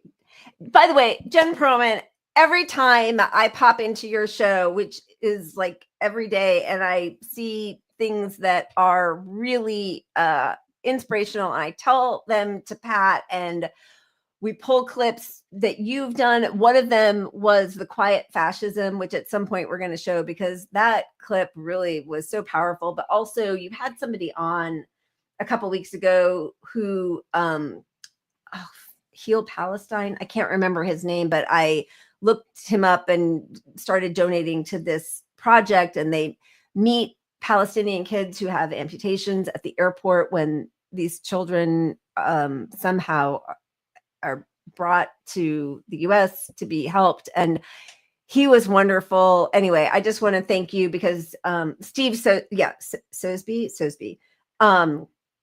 But anyway, I just want to thank you. I love your show. And I'm sorry because you always push out our show, and Generational Change is a great podcast, but you pop up for me daily. And I think maybe you have many more shows a week than we do.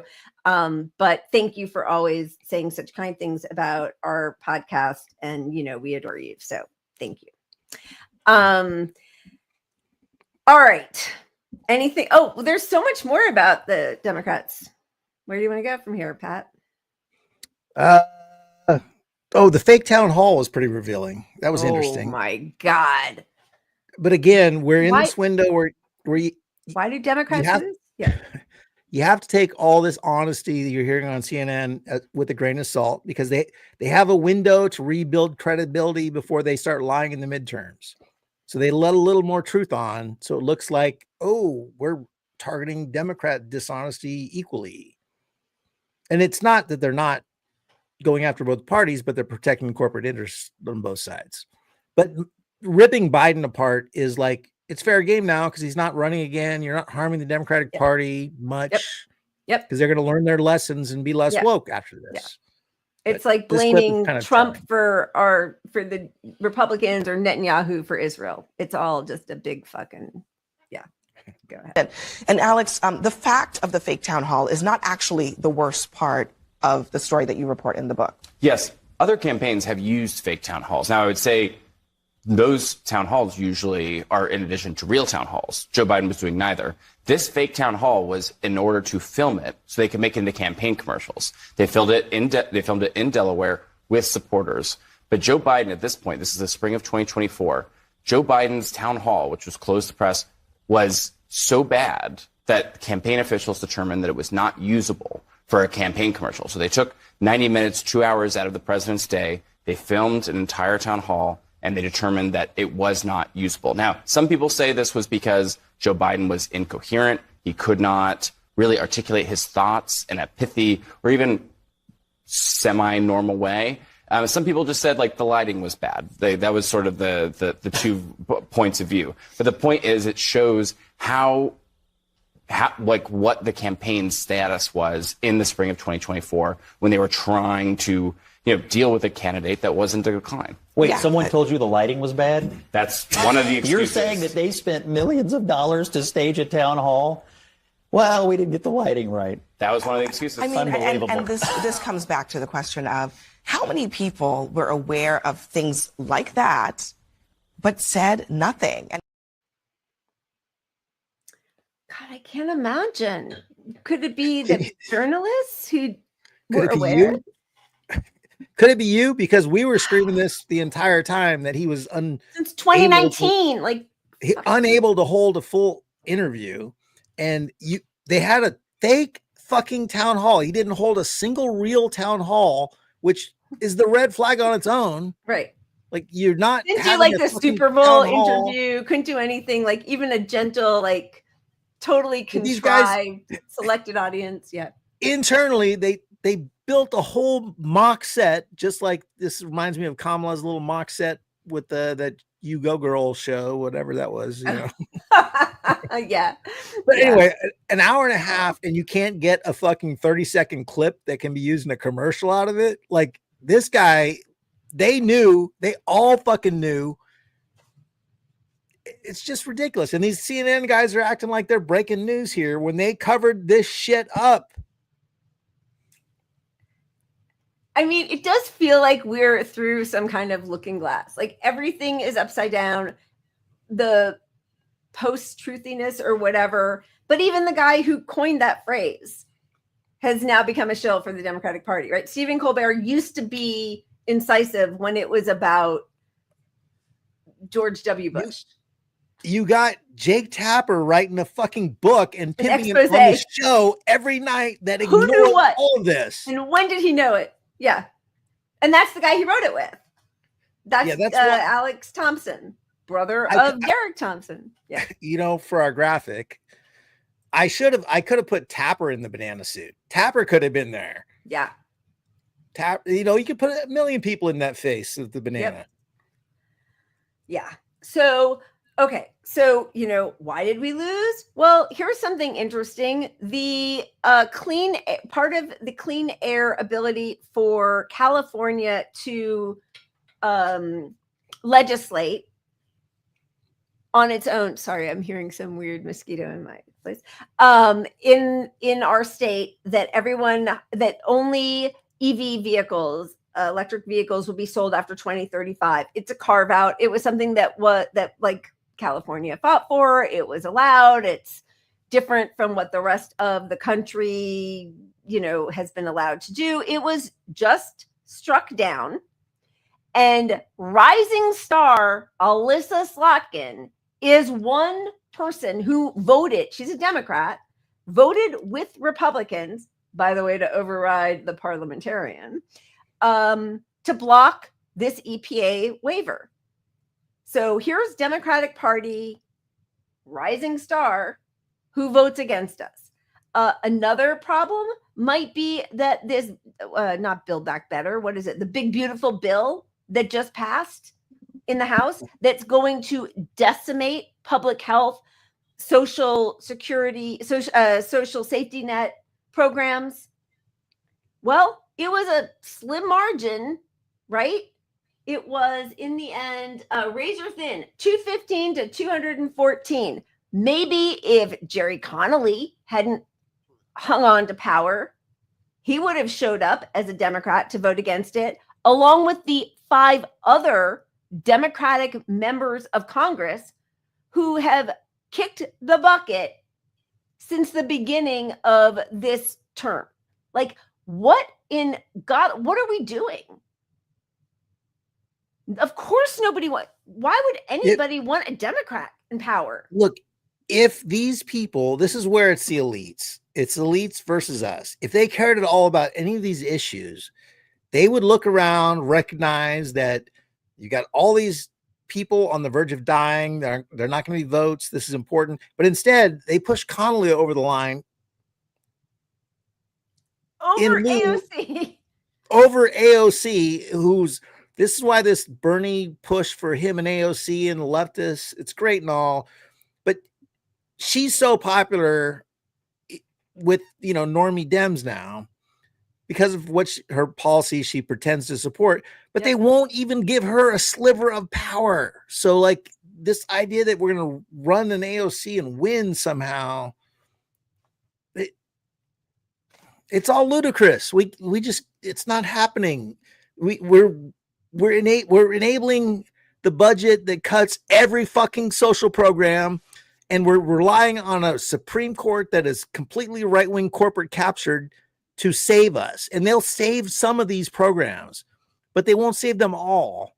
And they're letting all this shit happen because they were put in power by Democrats and Republicans to do that, regardless of their thoughts on gay marriage and the social issues that are important. But the economic interests are the most important to the people that put them in place. 100%. And they don't even give a shit about Democrats. Any other thing. And Jen, I will vouch for Daniel and why he is being sarcastic. He should have done the slash. But yeah, no, we are, nobody here is in favor of Alyssa the Spook Slotkin, Democratic rising star. Okay. What else is going on with the Democrats? Well, I mean, okay, so I don't know. Do we need to even show the David Hogg talking about Democrats or Cenk saying no third party? It's short. Tell me what you think. Let's show. Yeah. Cenk, no. But let's show Hogg because people have some faith in Hogg. And this is really the problem. But just calling an audible, I just refilled for my 4th glass. But just do it if you haven't. Go ahead. Well, if you're calling audible, I'm going to show something funny for a second while we drink some beer. Okay. Because this one kind of fits our conspiracy stuff from earlier. Wait, where is it? Got it. No, I don't. I'm faking it. God damn it. Where is it? What are you doing? Oh my God. Should I tell everybody how you searched for something in our last show and I had to find it for you? Go ahead. I'm just Hank, it's not. Yes. Eat. Here's Delilah. She's true blue. I'm passing time. Here's Delilah. She's junker through and through. Drink, chug-a-lug, chug-a-lug. I just saw a video of my kid doing wine bags at college. So wine bags? I miss when we had cocktails every night and we'd mix them up because we could have done wine bag night.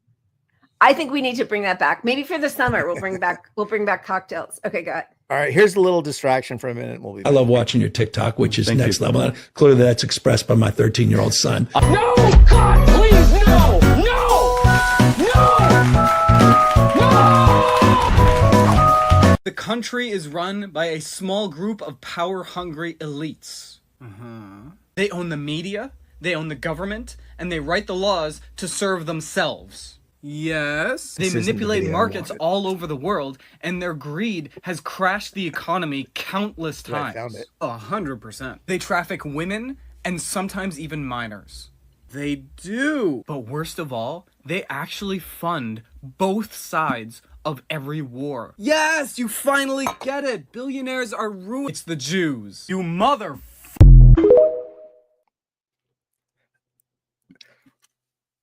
Okay, Do that you was. want a do-over? I mean, that was funny, but that wasn't the one you were looking for. Do you need me to look Yeah, for let's it? just play it because we need some joy. So this was actually kind of funny. Go for it. That was kind of funny too. I love watching your TikTok, which is next level. And clearly that's expressed by my 13-year-old son. No! God, please, no! No!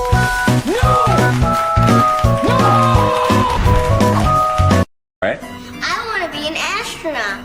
Oh, you want to be an astronaut? Well, that's great. You can be an astronaut. All you have to do is study flying or science, and maybe someday you could be the first astronaut to walk on the moon. No! There already was an astronaut who first walked on the moon. Well, no, not really. That wasn't real. See, there was this thing called the Cold War, and in order to beat the Russians, we kind of faked that. That never happened. See how there's no windows on the side? And see underneath where there's like a pod thing? What's that, right? Take a look at this wreckage. See how there's no plane parts on the ground there? What does that look like? A missile. You see, President Bush was in a secret society at Yale called the Skull and Bones. His dad was too, and they all worship Satan. President Bush worshipped Satan? In my personal opinion, absolutely. And one of the Skull and Bones initiation rituals is that to get in, you have to lie naked in a coffin and masturbate in front of the older members. But the really messed up thing is that since former President Bush, Bush Sr., was also a member, he requested to be there to watch his son's initiation. So he watched his own son masturbate. President Bush masturbated in front of his dad. Yeah, it's pretty gross.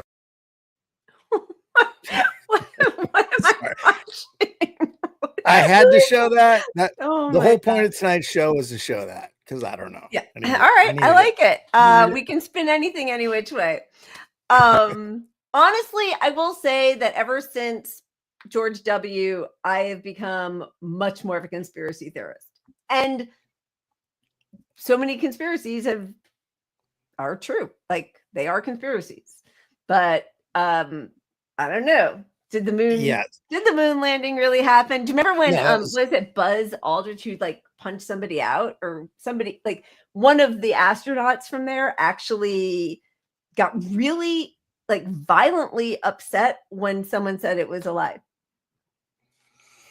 Yeah. Look, which made me think that maybe it's alive. Because why would you get that upset if it's look, true? It's crazy to not believe in any conspiracy theories when you because the range of conspiracy theories are like, hey, Israelis are embedded in our media, and we know that's true, right? You know, and then but then which was the first video we showed.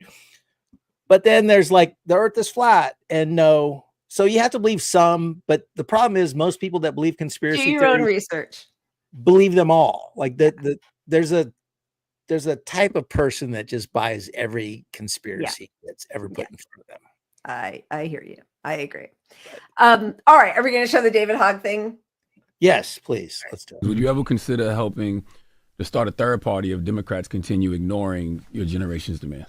No, because this is not their party. Yeah. Ultimately, the people that are trying to, that are against this, the Democratic Party doesn't belong to anybody in leadership. It doesn't belong to me. It doesn't belong to any of the official members of the DNC or the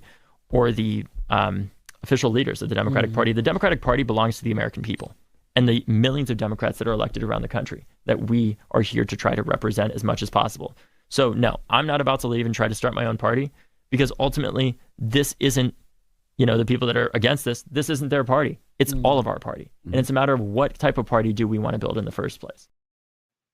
But that sounds great, but it is their party. And they've proven we don't have a way to get it back. If if you watch Bernie lose twice, 8 years, 8 years of donating to Bernie and these other people, and they're 12 years actually. But so what's the path? This guy is not presenting the path back. Like, it's our party. Yeah, okay, in theory, but we see on even a local level, the Democratic Party steps in to squash anything progressive at all. They'll put all their efforts into that to elect a Republican if they need to. So if you're this guy, okay, I appreciate you're saying that message, but your message has to be, here's something we can do to get some of this power back. Give me one pathway. Give me one thing that you think might work that we haven't done already a million times. Use your point of leverage. 22-year-old or some shit. This is who already said we're not coming after Hakeem Jeffries. We have to make sure he's comes back as Speaker of the House. We're not coming after Nancy Pelosi. It's not ideological. We only want people who fight. Like, that means nothing. That is empty. That's bullshit. If you're not using whatever power you have to leverage some concession, you are worthless. So, what's he even talking about? Yeah, no, but Mo, I'm with you on this, but here's my caveat on it. He's controlled opposition, but he doesn't know it because he thinks he's making smart concessions like AOC did initially. Like, the smart way to get power or the smart way to win over Democratic voters is to not attack the thing that they love, which is the Democratic Party. It's to ease them into the thinking of, we got to uncapture them. Yeah. It's never happening. Never that like, and the thing that they said in the the Andrew Schultz deal, like, okay, you've tried this and Trump won anyway. Twice. Like, when do you shift? If you keep doing this, like, what's the point of what you're doing? And that's the problem, is when you're providing cover for the party that needs to be blown up, you're delaying it being blown up, which is ultimately delaying progress. It's that Lincoln Steffens thing. His own wife sees it. Yep. And his wife was best friends with the leader of the National Nurses Union. Yep. Who I was friends with, and they both got it. Well, and also he says it out loud. Like, we don't need to make excuses for Bernie, whatever. But like, on some level, he gets it also. And I think, he keeps coming back to the thing of like, well, I am in some position of power, and if I blow it all up, children will starve. They're starving anyway. Joe Biden kicked 18 million people off of Medicaid. They are starving anyway. And then handed the reins of power back to Trump. So this strategy is not working. And I know that it feels bad to say, like, you're always making a choice. They make it sound like the choice is in a vacuum. Like, oh, if we do this, at least we get to feed some kids. Okay, but like, the genocide continues, and also millions of people are still going to be thrown off. And either decision you make, I mean, it's the trolley, right? Like, either decision you make, people are going to die. And that's a really horrible position to be in as the person who actually has some power. But like, it's happening anyway. So you've been doing it this way for 50 years, and we've gotten Trump twice and a genocide, and we are crushing every small L liberal institution in this country, which is the freedom that we're supposed to be standing for. It's a colossal failure. It's the fall of the U.S. empire on your watch for voting for the lesser evil. This is what liberals have brought us to. Like, this is it. Trump twice, and the Heritage Foundation healthcare. Thank you. And genocide. Fuckers. And to me, whether they're willing participants in this sheepdogging to Democrats kind of thing, it reminds me of Darvo, right? In a way, because like, deny, what are the acronyms? I don't know, but it's what the healthcare uses to deny claims, right? It's no. Wait, Darvo is. Wait, say again. No, it's not just healthcare, but give me. I'll let you. So Darvo is, the abuse thing, right? It's where you act like you're the victim. Right. So, yeah, go ahead. I think you could probably plot Bernie's on the Darvo scale. Right. Because he was the first. He's the first one of the first people out there to say Joe Biden's fine. We should vote for Joe. So, I mean, my point with that is like whether they are willingly involved in this, their actions on the left I don't care what's in their heart. I agree. They're delaying all this progress. Yeah. Because they're like, okay, Biden, when you got AOC saying Biden's fine and that was all nonsense, what is that? You know, like you should be if you want to take over the Democratic Party, which is what these people keep saying, Bernie and whatnot, you have to break and say, these are the fucking problems. The problem was that we all pretended he was fine. And Bernie was one of the top people in pretending that that Biden was fine. So like, I don't believe you. I agree. Your intentions might be right, but I don't give a fuck about anybody's intentions. I don't care anymore. Their actions. Yeah. Their actions are all that matter. And if you're not going to call them out when your party is in power, which they didn't, no, they are all complicit and it's disgusting. And they are part of the moral rot. And, you know, whatever they say they're doing, well, people starve, whatever, people are starving anyway. And I do keep going back to that Lincoln Steffens idea that the Democrats are the ones who give the half a loaf and get to feel really like some sense of moral rectitude for it, but they're still killing it. But it's even worse than the half a loaf. Now they've convinced the public you only need 3/4 of a loaf. Yeah, crumb. You need a crumb. Right. So it's just the window is shifted right to where the Democrats are now saying like, you don't really, all you could expect is 75% of a loaf. And Democrats are going to give you 25%, and Republicans are going to give you none. Like it's just shifting. It's not, we're not getting closer to a loaf. Yeah. No, 100%. We're still going to talk about what $15 minimum wage, $17 minimum wage in the same. It was really good. I suggest if you haven't seen it yet, the Current Affairs interview with Ted Rall. But another part of it, he was like, I talk about a $60 minimum wage. Like, we're not going to get the thing you come out of the gate with anyway. So don't start with a compromise with $17. What are you talking about? Like, and then it'll be like, 10 years to implement. You don't start off with below compromise. You start off with what would actually fix things. Like, what would actually change people's lives? It's like when Democrats bragged about lowering the cost of 10 medicines over 10 years.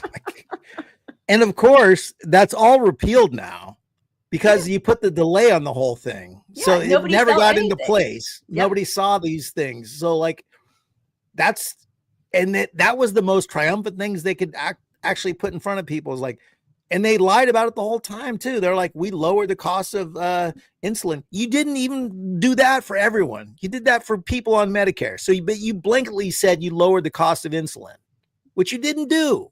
And then you expand that to we lower the cost of prescription drugs for everyone. We lowered the cost of 5, I think, in the first year. And then the rest of them were staged to go over a longer period, which has now been recalled because the Republicans pulled it. So like you are the Washington Generals and they are the Globetrotters. It's all bullshit. It is one big kayfabe for sure. And, you know, and we'll talk about this another time because I know it's getting late, but Andrew Cuomo, you know, who's running against Zoran Mamdani in New York for mayor, was just on with Bari Weiss, who, you know, obviously she's like a far right Republican, total trash, talks about free speech, but is completely, you know, pro-Zionist, genocidal moron. But it was basically like, why can't people understand that Zoran, the socialist, he's, you know, offering up all these things, a $30 minimum wage, city-run grocery stores with price caps, and people really think that that's a good idea and that could happen, but that can't, you know, we can turn around in a single vote or bypass votes and go around 26 EPA laws for Biden to continue, building Trump's wall, or he can go around Congress to send more bombs to Israel, even though they are defying, international law on humanitarian aid. We can, what's his fucking name? Obama bomb 5 countries without congressional approval. Like, we can do anything we want that's horrific in a heartbeat. What we can't do is what 31 other developed countries do and guarantee free healthcare or guarantee housing or a living wage, or like, we can't do any of that. But anything that decimates humanity, that we can do in an instant. Everything else, now's not the time. Midterms are coming up. Zip it, unity. That's where we are. Like, for years, though. Like, we've been doing this for decades. We've been doing it for decades.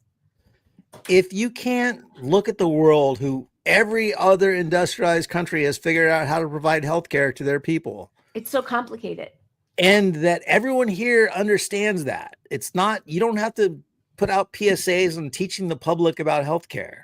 They know how shitty it is. Everyone gets it. All the polls show it left and right. They fucking love Luigi. If you can't get the Democrats to fake run on that stuff, you can't change the party. They won't even fake run on it anymore. Yeah, they took it off the platform. It's gone. Guaranteed health care off the platform. Anti-death penalty off the platform. Who's talked about poverty in decades? I think it was, honestly, was it John Edwards? Like, nobody's talking about poverty. 60%, as Zainab just said, 60% of our country is living at or below the poverty line. So, and you've got, look here in California, Gavin Newsom is out there like being pro sweeping camps, being pro criminalizing homelessness. He's leaning into all that, and the Democratic Party is right behind him, because once they lose him, who is pretend fake left progressive, it opens it up to where, well, if the fake progressive left Newsom, if the rising stars in the party are Slotkin, fucking him, and Fetterman, we're not any closer to taking over the party. So disillusion yourself of that bullshit immediately. And that's the harm of Bernie and AOC with the tour. I love what they say at the tour, minus we need to do this within the party, because you haven't shown a path that can happen at all. They haven't. Like, what they're doing is changing some minds. And I mean, I know we all know this, but like, I keep coming back to like, what could be done better if they actually believed in it. And yes, one would be run third party, run independent, but it would also be talking about how we leverage our power. Hey, 30,000 people just showed up for you today. How do we leverage this? What concessions are you asking for before you just jump in line to say that Biden is your guy? Genocidal, sundowning, racist, rapist Biden, right? So like, but they never go to that place. So go on the show that he was just on. I don't even remember the guy's name, with the mustache that I should grow because it looked cool Andrew on him. Schultz. Jenna wants you in a mustache. Right. But go on that show and say, our 45 million people on our mailing list are all going to be getting messages to not buy Amazon for a month. Things like that. Like, put that to use. And then, and then once you get some wins there, then start saying, I'm so popular, we might change the party or something. But if you're not even doing that part, what are you fucking doing? What are you? Also, I just we've been talking about a general strike for 5 years now. And I know obviously many more people have been talking about for much longer, but Bill Hayward said it a century ago. We have the power. Put your hands in your pocket and you stop capital, right? They're not saying that. There's no call for a general strike. They actually endorse somebody who crushed 3 strikes. Everybody only talks about the one strike that Biden crushed, or not everybody, but most people who are aware are only aware of the one. They're not aware of the New Jersey Transit and the dock workers out in California. 3. in addition to the railroad, like the national railroad strike. So like Bernie knows that. And he actually is the most popular politician in the country who has tens of thousands of people showing up.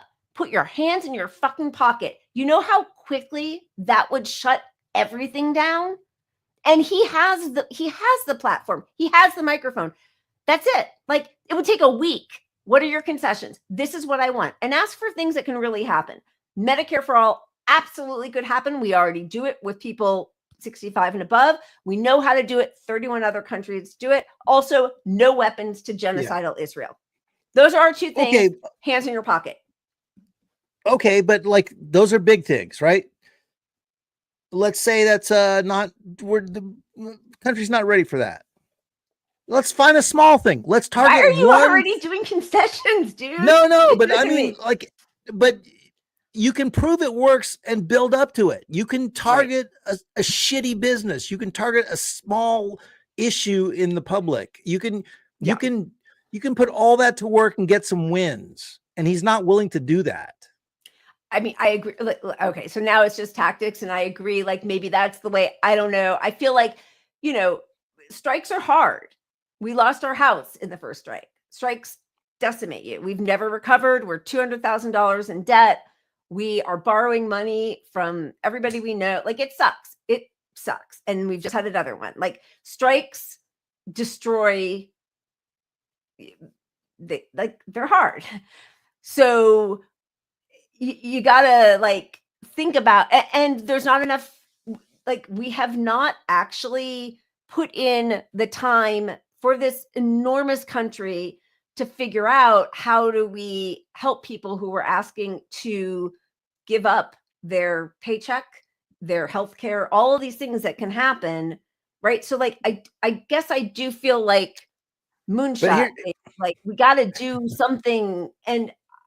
But I kind of feel like, okay, yeah, this is a strategy disagreement somewhat. I mean, I'm not saying, look, we should do both, right? We should go for the moonshot, but you could also take Bernie's movement and people and platform, right, and put it to use on an issue like, okay, the people at Boeing who want, or the flight controllers, or, right. You could target it on one industry and make that your focal point to where there will be, if he put it to his audience, that the mutual aid for that targeted industry would be there overnight. You could, he has the power that rare people in Earth and do. Sarah Nelson, and like there's a instantly create the mutual fund, not for the whole country on a general strike, but a specific targeted strike. Yeah, he could do it and then get a win and say, look at the power we have because we got them this thing that the public was behind. We got money overnight. We'll do that next to you, and then you're next. Yeah. Well, unfortunately, he did exactly what Obama did. Like, I had such hope and change when Obama came, and the first thing Obama did, in conjunction with, his whole cabinet being dictated by Citibank, was disband Democrats for America, or whatever his group was of grassroots. Like, he kind of, it was Howard. Oh my God, what's my brain? Who yelled? Howard Dean, thank you. The Scream. And by the way, that Scream, apparently they upped the audio on that in order to take him down. I saw a whole, like, I listened to a whole podcast on what the actual sound sounded like, and how when it got, by the time it made it to corporate news, they pushed up the audio of that so you could hear it from the stage, as opposed to what the crowd, because the crowd was there and they just saw him being like, yay, in response to them. Correct. And they fucking took him down in 2004. But then, the first thing that Obama did was disband the activists. And Bernie did the same thing, and Brianna Joy Great, she talks about it all the time. She was his national press secretary or whatever, whatever. She was like high up in his campaign, has not come on her podcast once. Or AOC. Like, they don't give a fuck about any of us. They all hate us equally. Like, on some level, they do. Because if you support Joe Biden, we are on opposite ends of the spectrum. Yeah. God And damn look, I it. still love Bernie. I was so hopeful. I had a moment, Fucking- Pat, and you destroyed it. Well, false hope needs to be destroyed. Sorry. It's not false. Andrew Schultz is a really good guy. No, I'm kidding. I have no idea. No, I have hope. And look, I do appreciate where they're going with the show from what I've seen.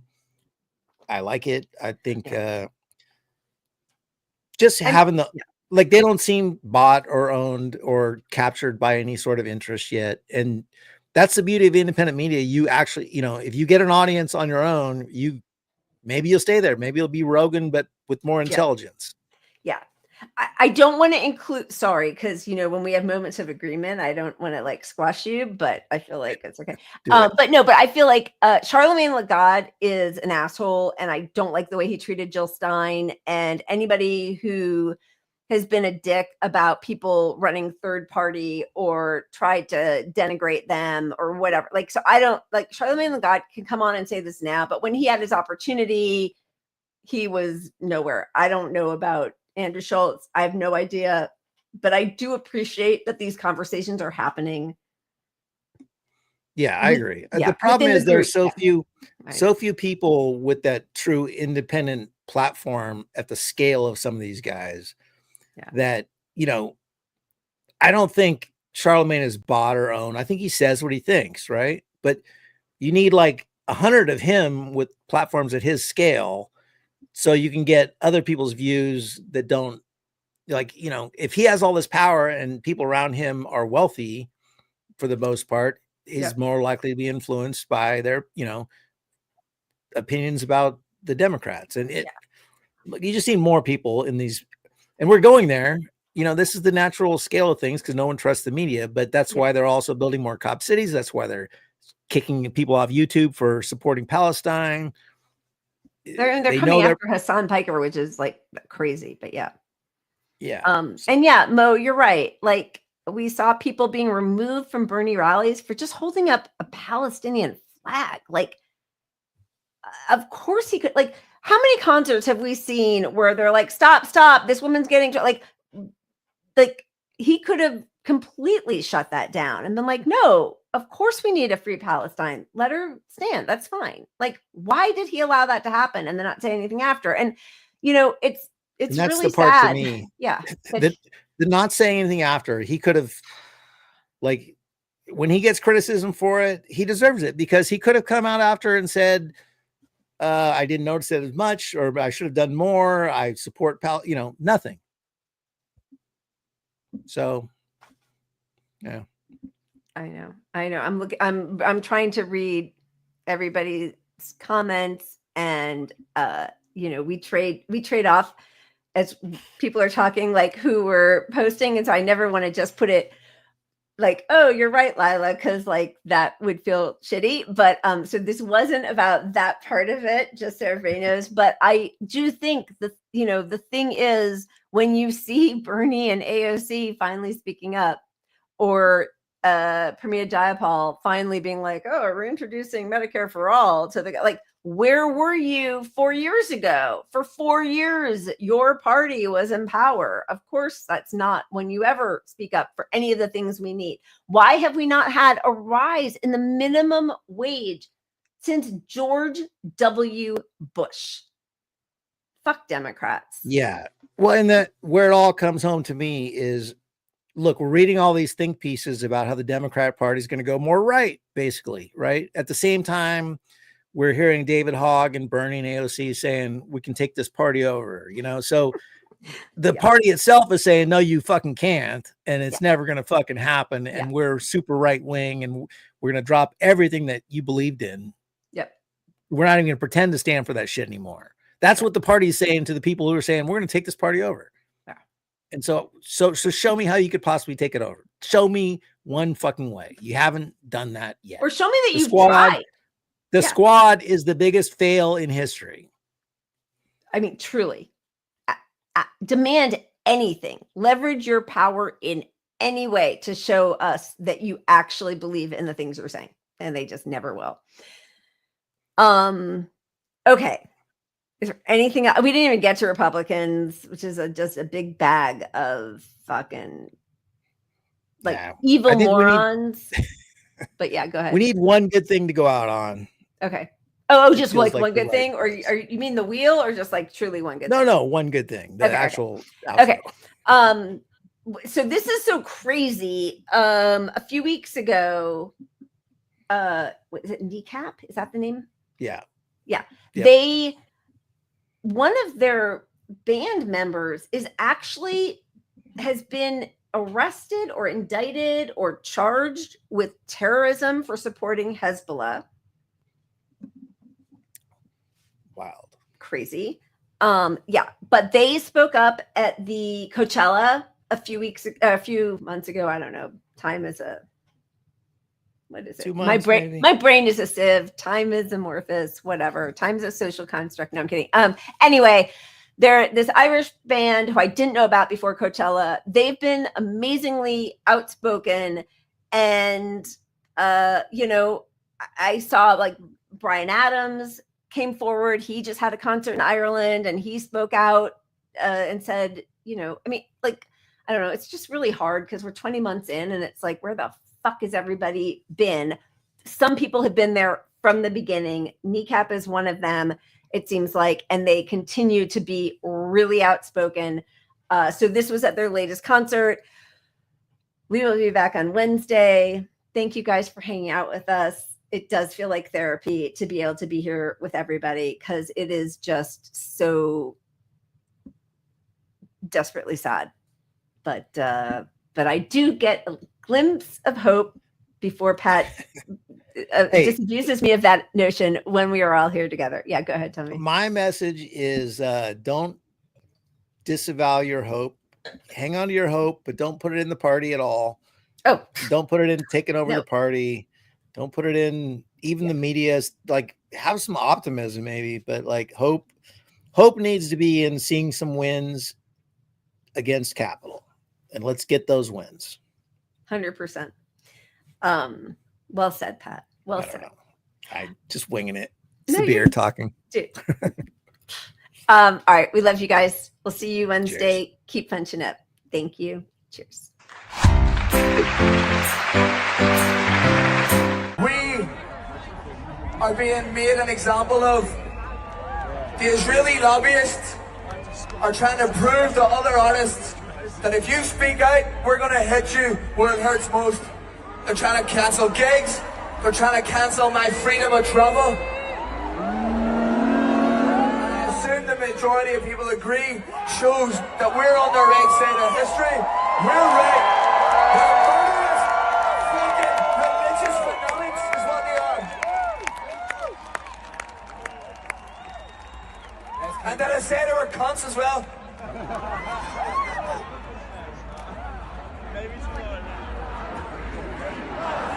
Did I get more trouble there? Free Palestine! Free Palestine! Free Palestine! Free Palestine! We're from West Belfast, Ontario, a place still under British occupation, and we all know that there's a worse occupation happening right now in Palestine.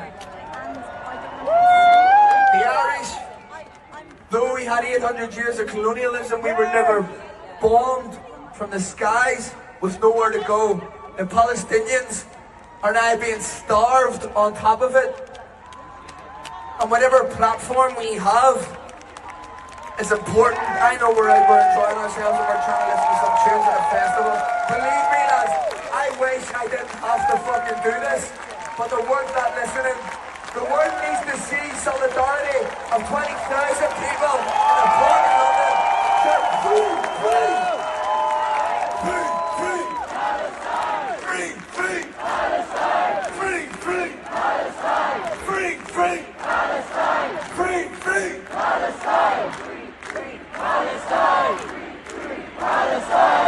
That's what the media do not want to see. That's what the media are trying to stop us from doing.